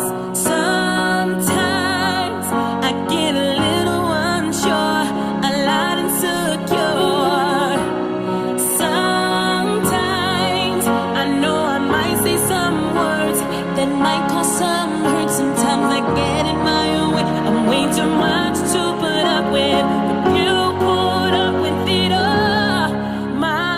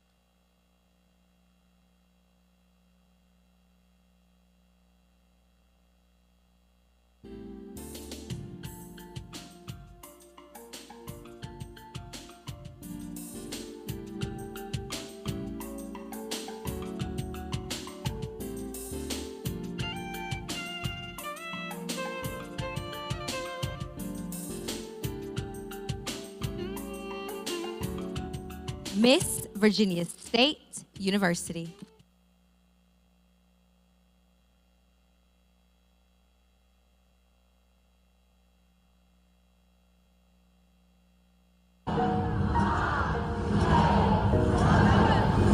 China, you dumb bitch. Get your ass.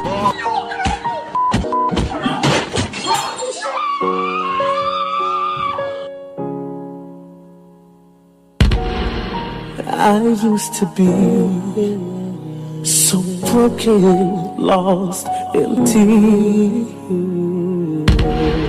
A heart with no beat, a singer with no song to sing. So I know the feeling, the silence is deafening. But in your pain lies a blessing, a sweet and sour victory. So keep walking, walking, walking, though it seems so far. No matter who you are, see there's one thing that I know. Life it can leave you so bitter, bitter, bitter, bitter. But you must believe that it gets better, better, better, better. It's alright, dry your eyes, send a prayer to the sky. I know it's hard to find, but you must believe that it gets better, better. Oh yeah, almost out of here. See, I was almost done. I wanted to die from how I was done wrong. I cried out every night looking for a helping hand. That's when it happened. Jesus took me and he held me close, gave me love, refilled my heart, helped me grow better because his love it made me whole. He's available anytime. Try him out, he'll change your life. See, it gets better, better, so much better, better. It gets better if you only believe. So much better. China, you are stronger than what you've been through. The darkness won't last forever. With God, it gets better.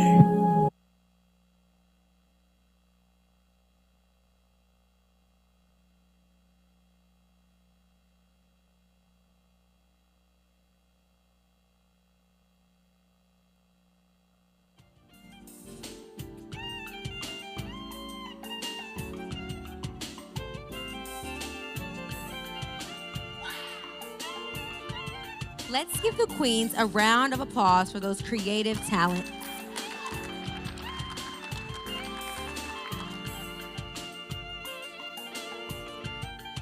Last year, we had the honor to crown Mr. Hunter Walden, former Mr. Prairie View A&M University, as Mister HBCU 2024-2025. Please join me in welcoming our king as he takes his final walk and address.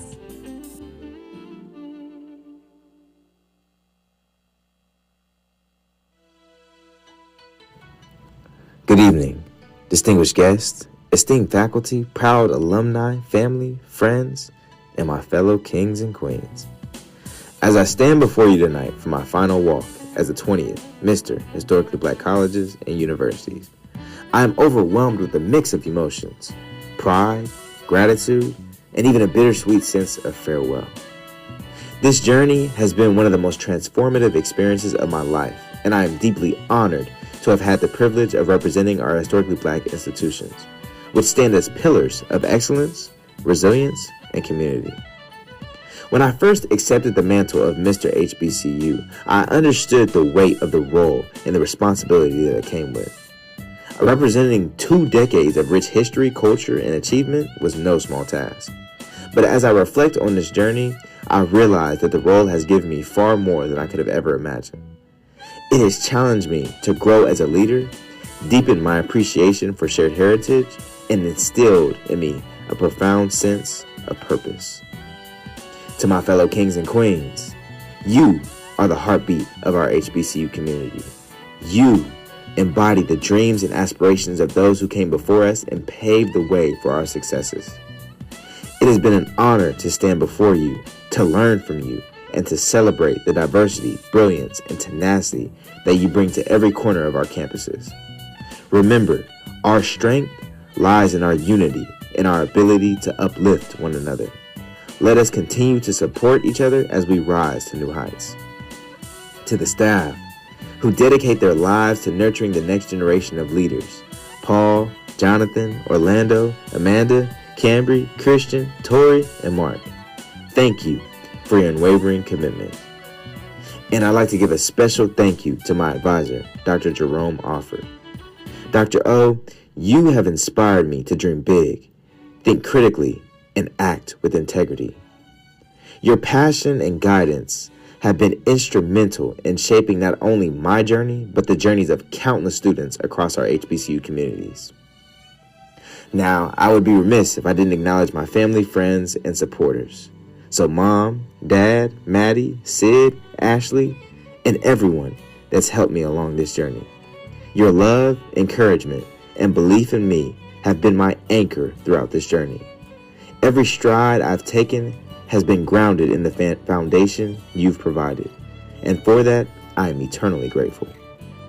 Lastly, to our HBCUs, thank you for being sanctuaries of empowerment and enlightenment. You have taught me that our history is not merely a connection of moments, but a testament to the enduring spirit of a people determined to strive against all odds. As I take this final walk, I carry with me the stories, the wisdom, and the legacy of our institutions. I vow to continue advocating for the value and significance of our HBCUs long after this title is passed on. Tonight is not just a farewell. It is a celebration of what we have achieved together and a reminder of the journey that lies ahead. As we move forward, let us remain steadfast in our commitment to excellence, equity, and empowerment.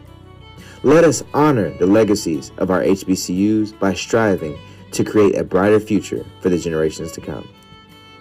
It's so crazy for me to know that I am the last king to ever wear this coral reef, but it also excites me to know the direction this legacy is going.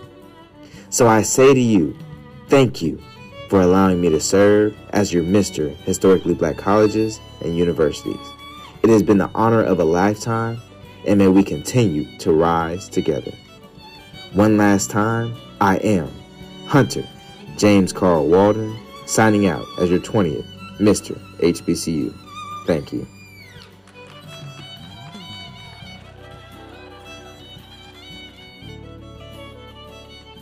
Thank you, King, for your service on behalf of all of the men attending our amazing historically black colleges and universities. Here, one more round of applause. Thank you. Our next phase of competition is the ease and manner segment. Now, our top 10 contestants. Starting with our kings, Mr. Howard University.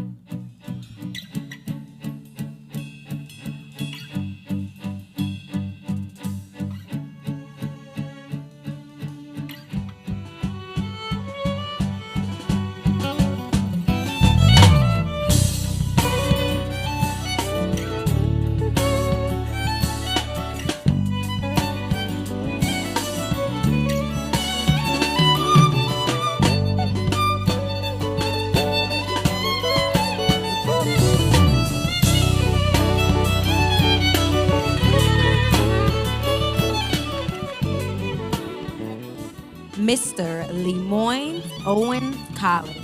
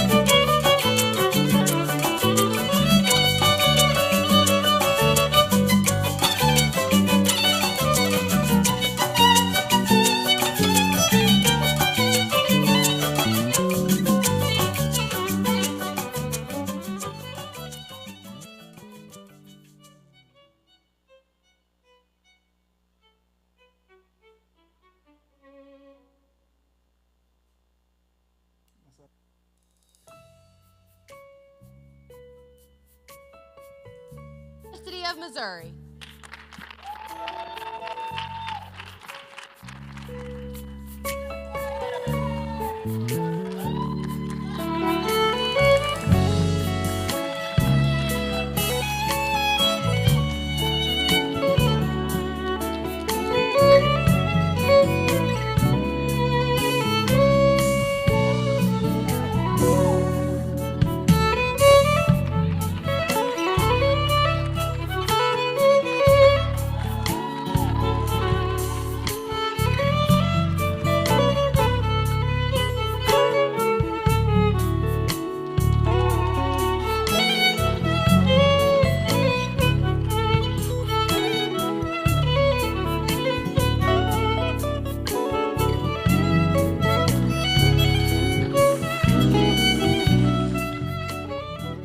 Mister Norfolk State University.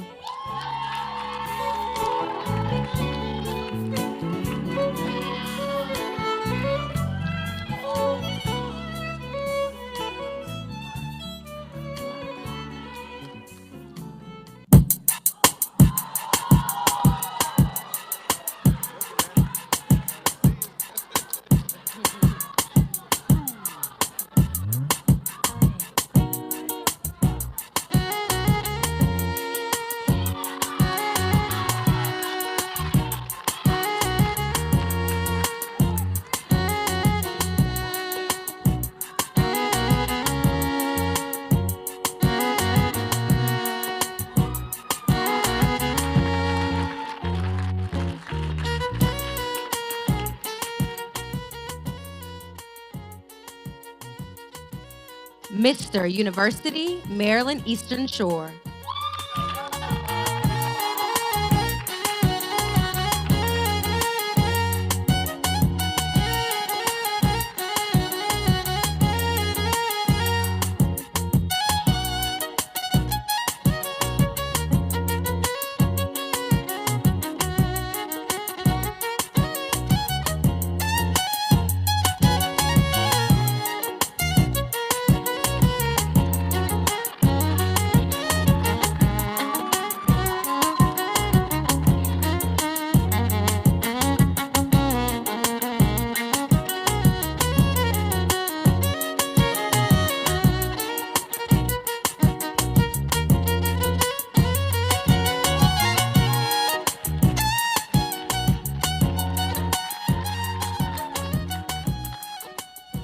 And now our queens, Miss Central State University.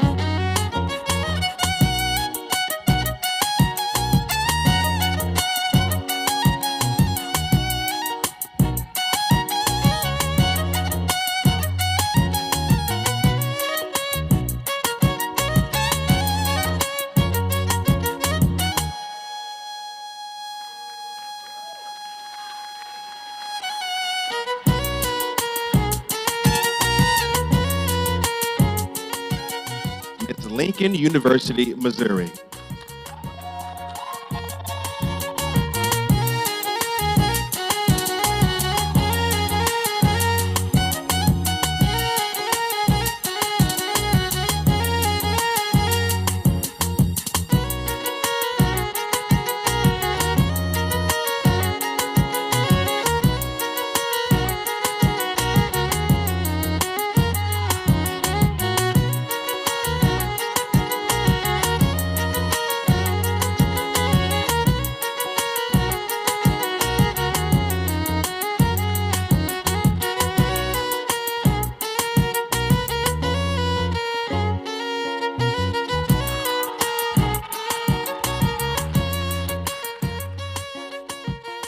Miss Morgan State University.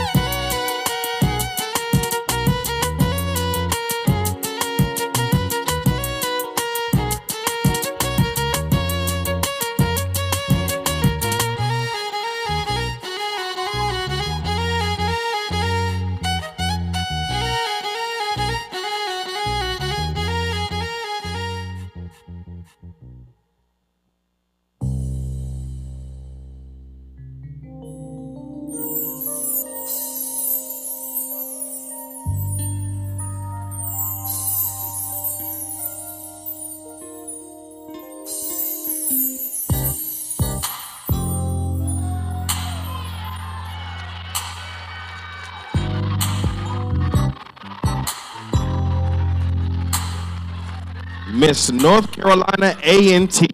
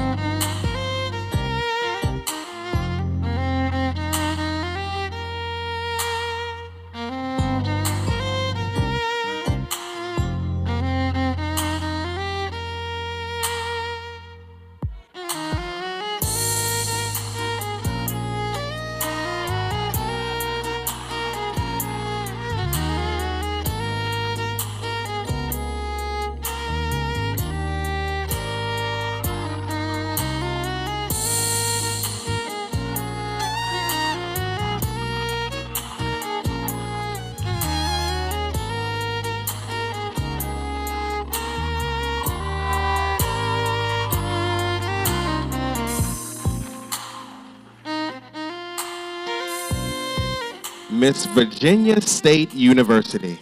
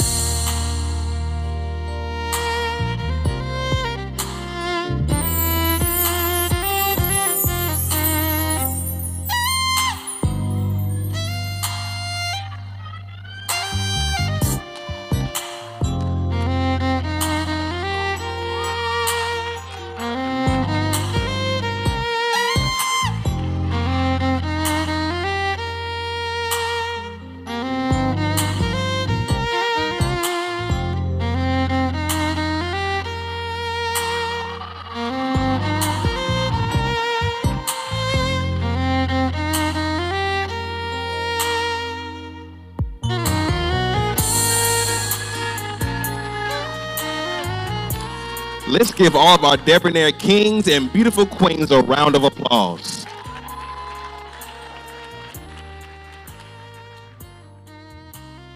The final portion of the competition is the question and answer segment. Can we please have our top 10 contestants come back out to the stage?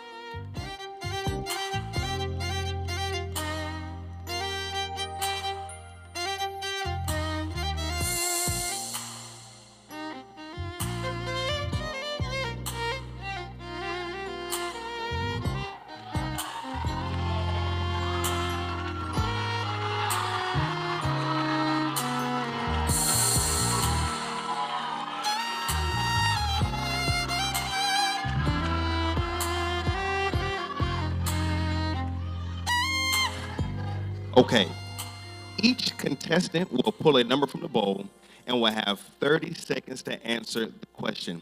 Contestants, kings and queens, are you ready? Let's begin.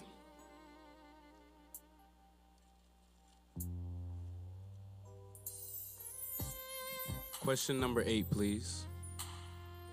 Question number 8. What personal experiences have shaped your vision for leadership, and how do you use them to inspire others? Thank you for that question. And what an honor it is to be here with you all tonight. I have 2 personal experiences. One, where I watched my baby brother have to be resuscitated and airlifted to another hospital where I didn't know if he would make it home. And 2, coming across the verse, Matthew 6, verses 25 through 34. Can any one of you, by worrying, add a single hour to your life? Seek first his kingdom and his righteousness, and all your needs will be given to you. Therefore, I tell you, do not worry about tomorrow. Tomorrow will worry about itself. Each day has enough trouble of its own. I push this message to pour into the youth and let them know to trust in God's plan for them. Thank you.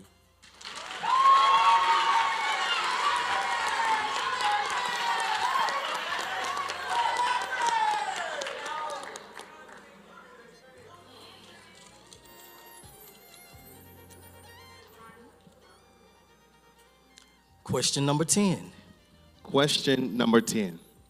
If given a platform to speak to the nation, what message would you share about the significance of HBCUs and the students that they serve?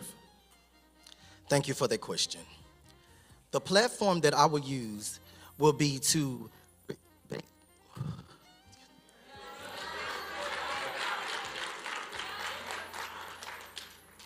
The platform that I will use is that I will use FAME, F-A-M-E, financial literacy, in addressing mental health and wellness, mentorship, engagement with families and communities by inspiring other students to enroll in HBCUs to continue to let it live on. Thank you.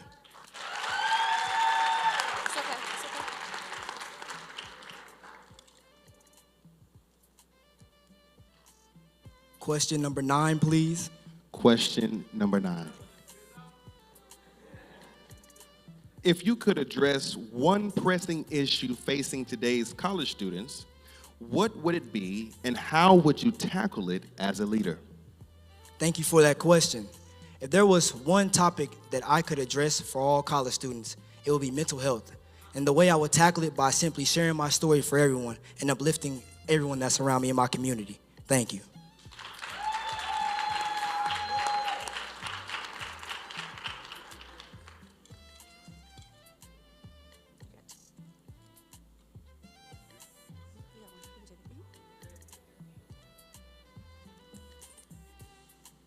Question number 7, please. Question number 7.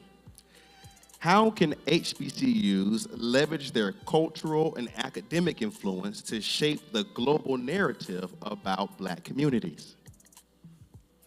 Well, that's an easy one. I just look around at all of the Black kings and queens sitting in here.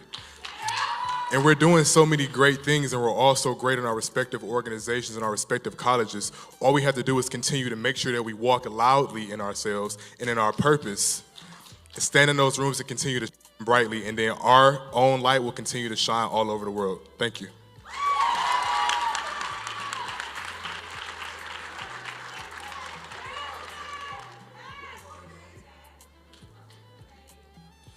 Question number 4, please. Question number 4. In light of discussions about mental health across the country, especially within the Black community, how can HBCUs prioritize and destigmatize mental health care for students? Thank you very much for that question. Mental health is a very important issue and everyone deals with it. The way HBCUs can prioritize students' mental health is by making it more okay to have off days and being transparent with students as far as faculty, sharing their own struggles, and creating more spaces where students can come and be vulnerable and really just open up and express themselves. Thank you.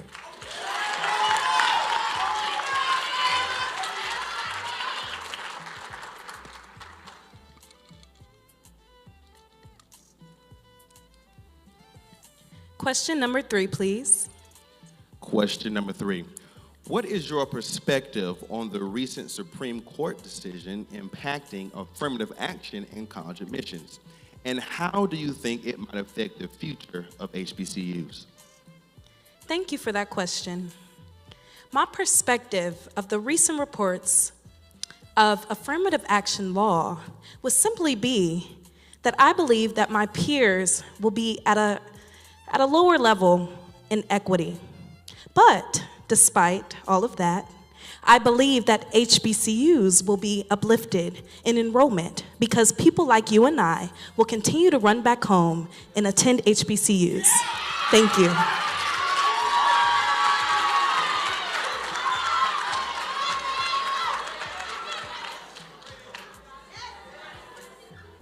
Question number 1, please. Question number 1. What does effective leadership look like during times of national or campus-wide crisis, and how do you demonstrate it? Thank you for that question. I believe that leadership looks the same whether it be in a campus crisis or a national crisis. 1, I believe that everyone is a leader. It just depends on which road that you take and who you decide to listen to.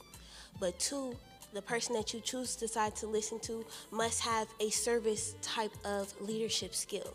That person has to, 1, know what it takes, what everyone must need in order to be able to help them be able to grow through the crisis. Thank you for that question.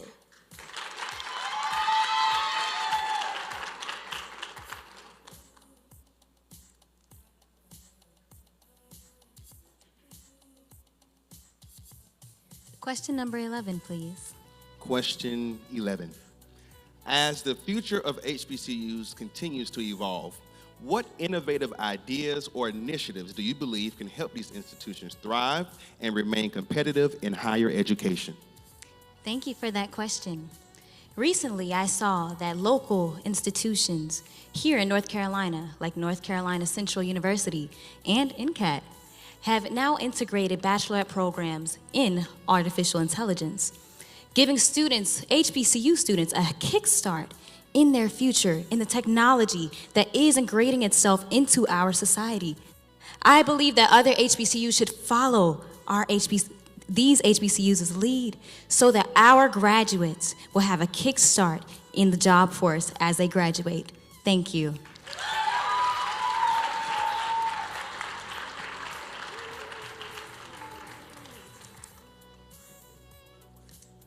Question number 2, please.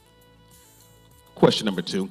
How do you plan to use your platform to advocate for diversity, equity, and inclusion both on and off your campus? Thank you for that question. The platform of being the 90th Miss North Carolina Agricultural and Technical State University was founded on diversity, equity, and inclusion. And no matter the new concerns regarding the DE&I within the government, HBCUs will continue to produce Black excellence, as well as cultivate a space for academic rigor, career prep opportunities, and social engagements that produce well-rounded graduates. Thank you. Would you like to move up?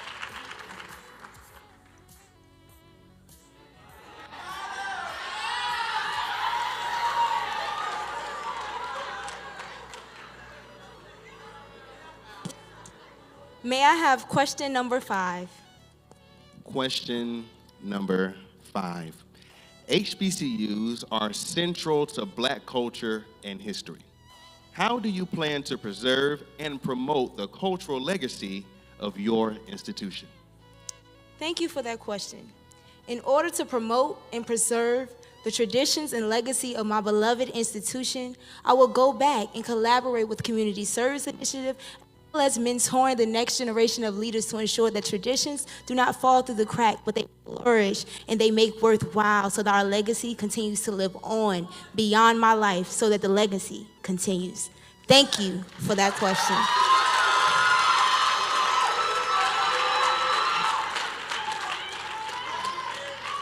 Thank you, contestants. You may now leave the stage. We now ask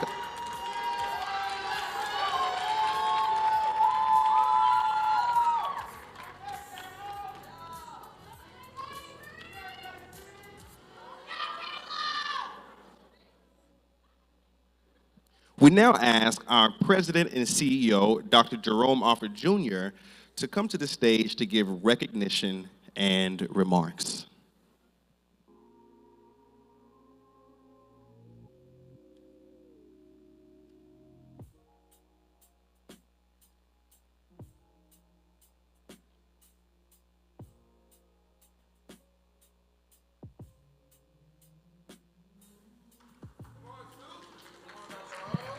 Good evening, everyone. Have you enjoyed the experience tonight? Make some noise for these HBCU leaders here. Just when the world is filled with hate and division, we stand here and see the bright future of our community, our HBCUs, and our nation, because we know as a people, we're not only the foundation and the backbone of this nation, but we are the called people to lead this nation. And so again, to our kings and queens in the audience, families and parents and institutions that are represented here, we need you to help us continue this legacy. Charlotte is now our new home, so we will be back again, the same property next year, the same time next year, and we want to double the size of this room. We want Charlotte to know that HBCU royalty is coming to the Queen City to take over. Can y'all help us with that? That's not convincing. I'm gonna do just like that in church. Y'all help us with that? Come on, one more time. All right, where the ushers at? I need the offering baskets out right now while they're alive and happy. No, seriously, this is a passion of love. For those that know, in my full-time job, I work at Harvard University. I'm a Lincoln University of Missouri alum. I tell the story, as I've told the kings and queens this week. I am the son of a 15-year-old mother, the son of an absent father. I am the grandson of Helen with a 6th grade education, and I'm the grandson of Ike, who was illiterate. They built a family, owned a business, and continue to have children and grandchildren that loved and cherished them. I stand here today as one of those kids who was not eligible to attend a PWI or most institutions in this nation, and one HBCU gave me an opportunity to come learn, deal with being remedial courses, but to be the best that I can be. And I stand before you as a proud Black man who started the race slow, who now has 5 degrees and working at Harvard University. So Black excellence and HBCUs have a very powerful place in helping little Black boys like me and little Black girls and boys like my great niece and great nephew. Together we can do this as a family. So my last ask, pull out your phone. Pull out your phone. I can't see y'all, but I'm looking. Type in your web browser, www.misterhbcu.org. If y'all really love Black excellence, hit that donate now button and make a love offering today. Can we commit to that? If y'all love them Black kids back there, your donation. All right, so we're ready to move on with the awards. I'll ask the court to come out. I want to give out some special awards tonight. There are 4 individuals that I want to give awards to and say thank you before we get to the crowning and the time when we will have our first Miss HBCU and our 21st Mister HBCU. These individuals, I'm going to do queens first. Don't know who they are, so it's going to be a surprise. But this first person is a queen within herself. She has given back not only to this organization, she's given back to her community, she's given back to her institution, she's given her time and talent to helping other beautiful black women see the queen in themselves. This young woman has served as Miss Winston-Salem State University. She served, as far as I know, as a regional winner of Alpha Phi Alpha Fraternity, Miss Black and Gold. She's been the national Miss Black and Gold for Alpha Phi Alpha Fraternity Incorporated. None other than Miss Taylor Walker.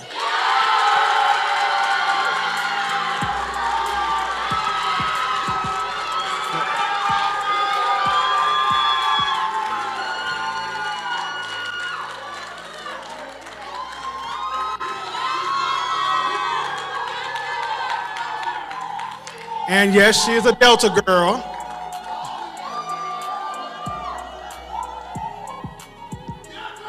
I'm not going to sing this song if she wears a Delta symbol. Be quiet, Jonathan.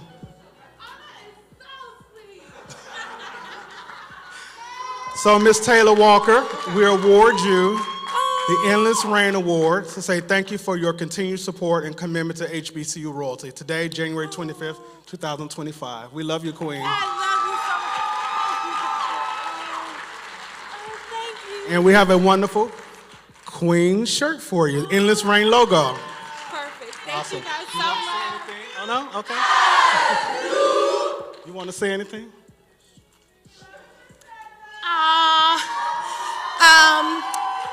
I want to say thank you, Dr. O, for all the seeds you have planted. I think some people never know the journey of being a pageant queen or king. It is not easy. There's a lot of self-growth, and so thank you for creating an opportunity for beauty and representation on a stage at this level. We appreciate your work and the recognition. Thank you. This next queen is also a former university queen. She was one of the first persons I met when I started to do Mr. HBCU. She is one of those very quiet, behind-the-scenes person who will pour out their heart and give you their last. She also understands what it means to sacrifice and redefine life to protect your peace. This former Miss Lincoln University of Pennsylvania queen, who is also an advisor, Miss Isan Majid, affectionately known as Ziggy. Where are you, Queen? Come on up and get your Endless Rain Award.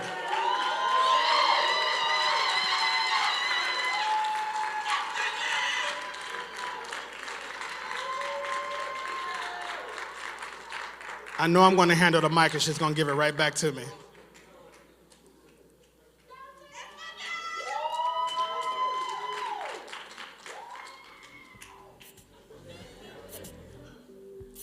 And here's the trick.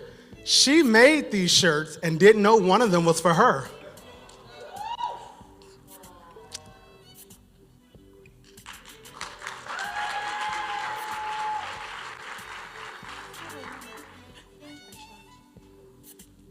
Thank you. I made my own shirt. I'm not a, this is a lot.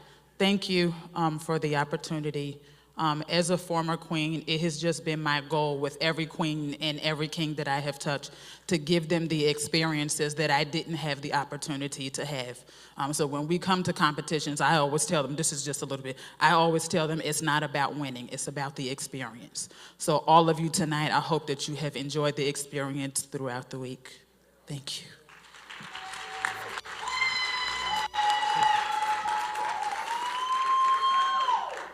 This individual is not here tonight, even though I tried pulling the friendship card and said, you need to be here.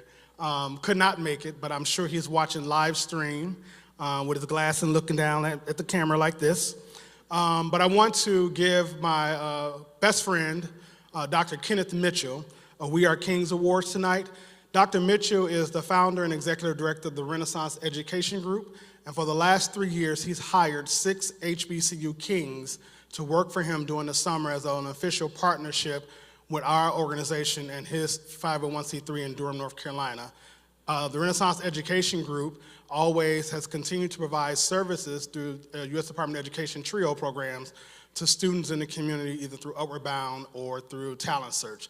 So in Dr. Kenneth Mitchell's absence, we give you this We Are King Awards. Please give Dr. Kenneth Mitchell a round of applause in his absence. And last but not least is this other young man who I had the privilege of going to college with. And this is that brother that you can call when you need anything, and they'll get in the car and drive across the country for you. This dream, if you have never, ever been called by God to do something and can stand firmly one day and see your dream come true, this is the brother who says, what do you need me to do? And this brother, over the last 3 years, have raised close to $30,000 for this organization by his own hands in support of the vision of HBCU Kings and Queens. Clap it up. Unless y'all gonna help write a $30,000 check too. So Jeffrey MacArthur, he's probably running around somewhere. Come on up stage.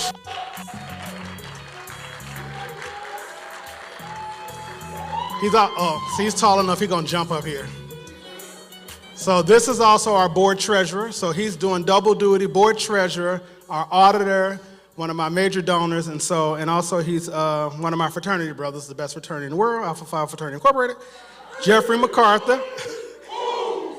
We Are Kings Awards. Thank you for your commitment and dedication to the Mister HBCU Kings Leadership Conference and Competition, June 25th, 2025, and your wonderful sweatshirt as well. Thank you. You want to say anything? He knows I hate this. I'm the brother that's in the background. I don't need accomplishments. All I need is a smile on these kings and queens' faces. And I got that this weekend. I get that every time I see him. And I'm going to get him back for this later. But I love you, brother. You know I'll do anything for you. Thank you. All right. Are we ready? Are we ready? All right. So let's get it going. Thank you, Dr. Offord. Before we announce the winners for the evening, I would like to thank this organization for allowing us to be the MCs for this evening. Thank you to everyone again who played an amazing role in making this a very successful evening. If we can give them a quick round of applause. Please join us after the competition in the lobby for a light reception. Thank you for attending this event, and let's get back to the awards. Please welcome all of the contestants back to the stage.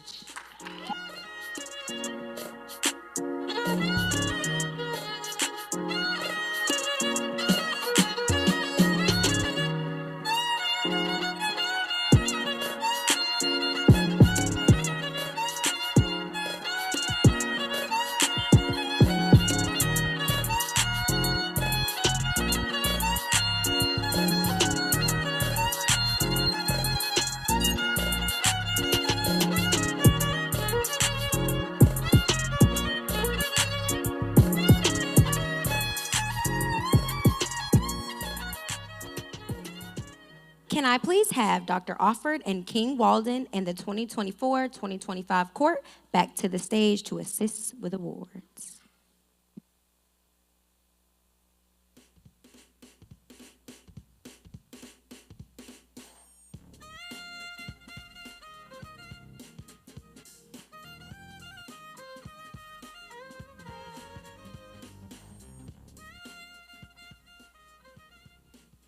Miss and Mister Congeniality. This award was voted on by all of the contestants and members of the royal courts. Our Miss is Miss Benedict College.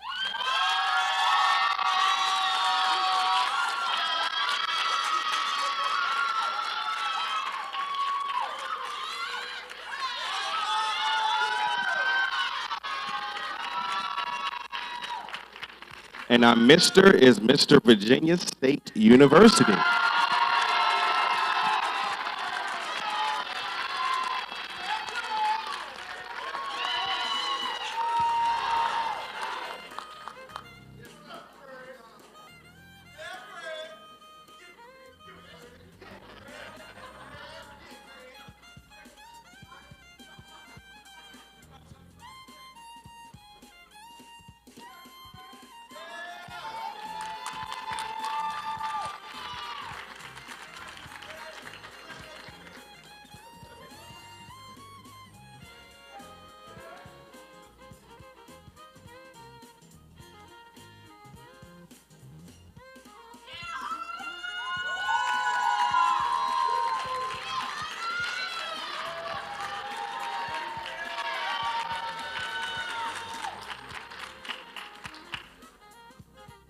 Our Miss Talent is,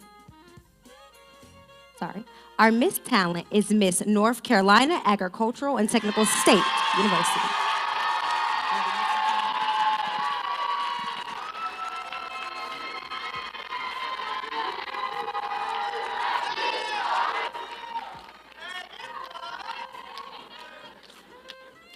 Our Mr. Talent is Mr. Norfolk State University.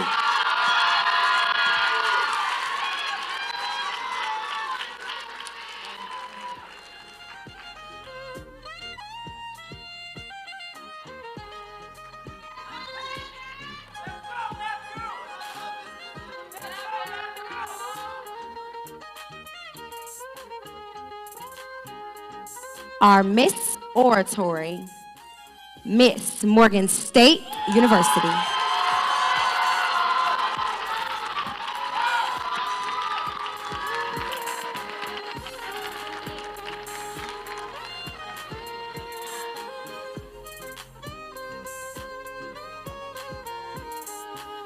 Our Mr. Oratory is Mr. Howard University.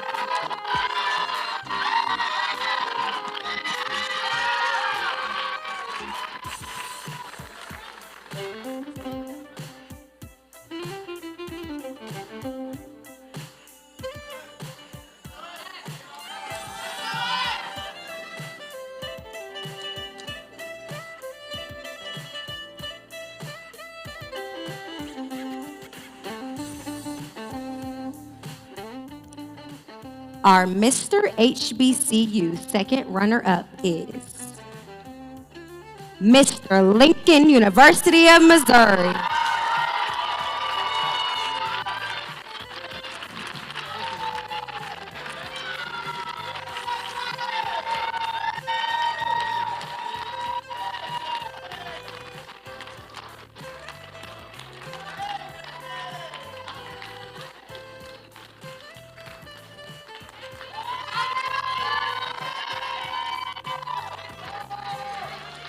Our Miss HBCU second runner-up is Miss Central State University.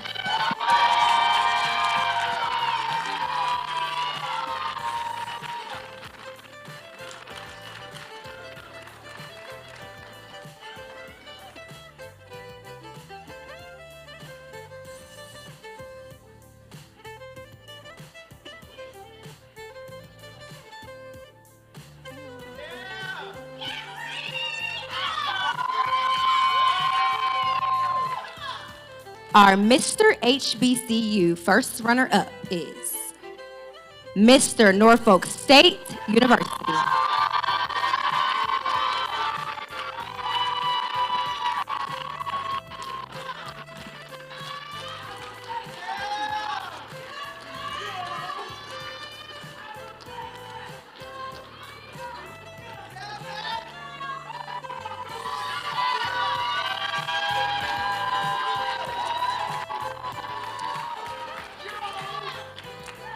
Our Miss HBCU first runner-up is Miss Morgan State University.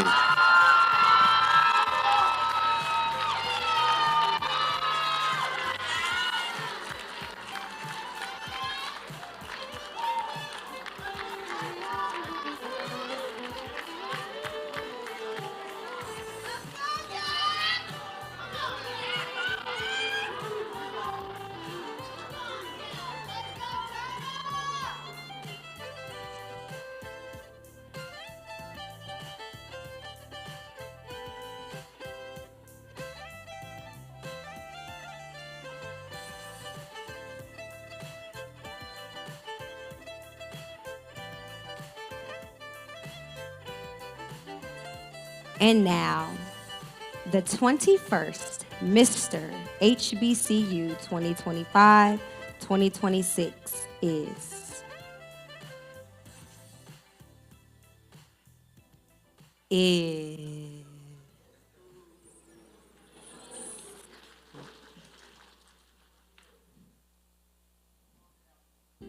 your 21st Mister HBCU 2025-2026 is Mr. Howard University.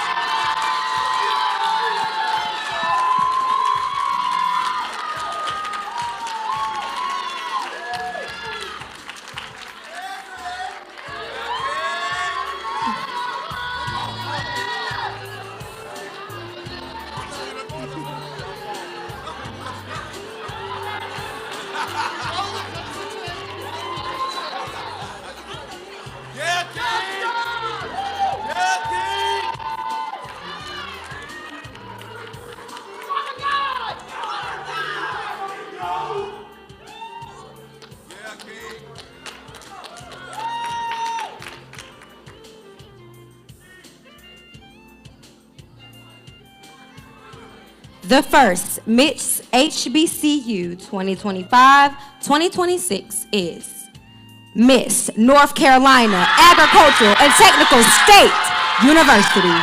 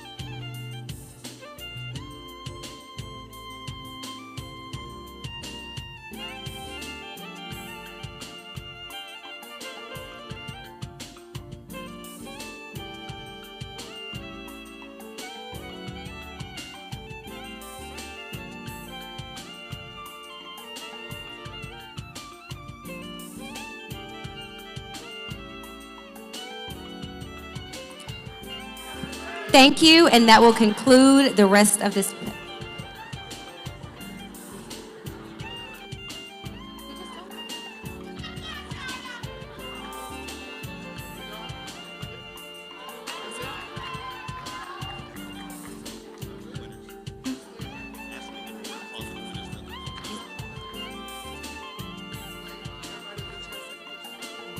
We will have pictures, but please wait and be patient. Please no coming onto the stage, and we hope you have a great rest of your night. Come on, let's give our winners a round of applause one more time. The beautiful king and queen.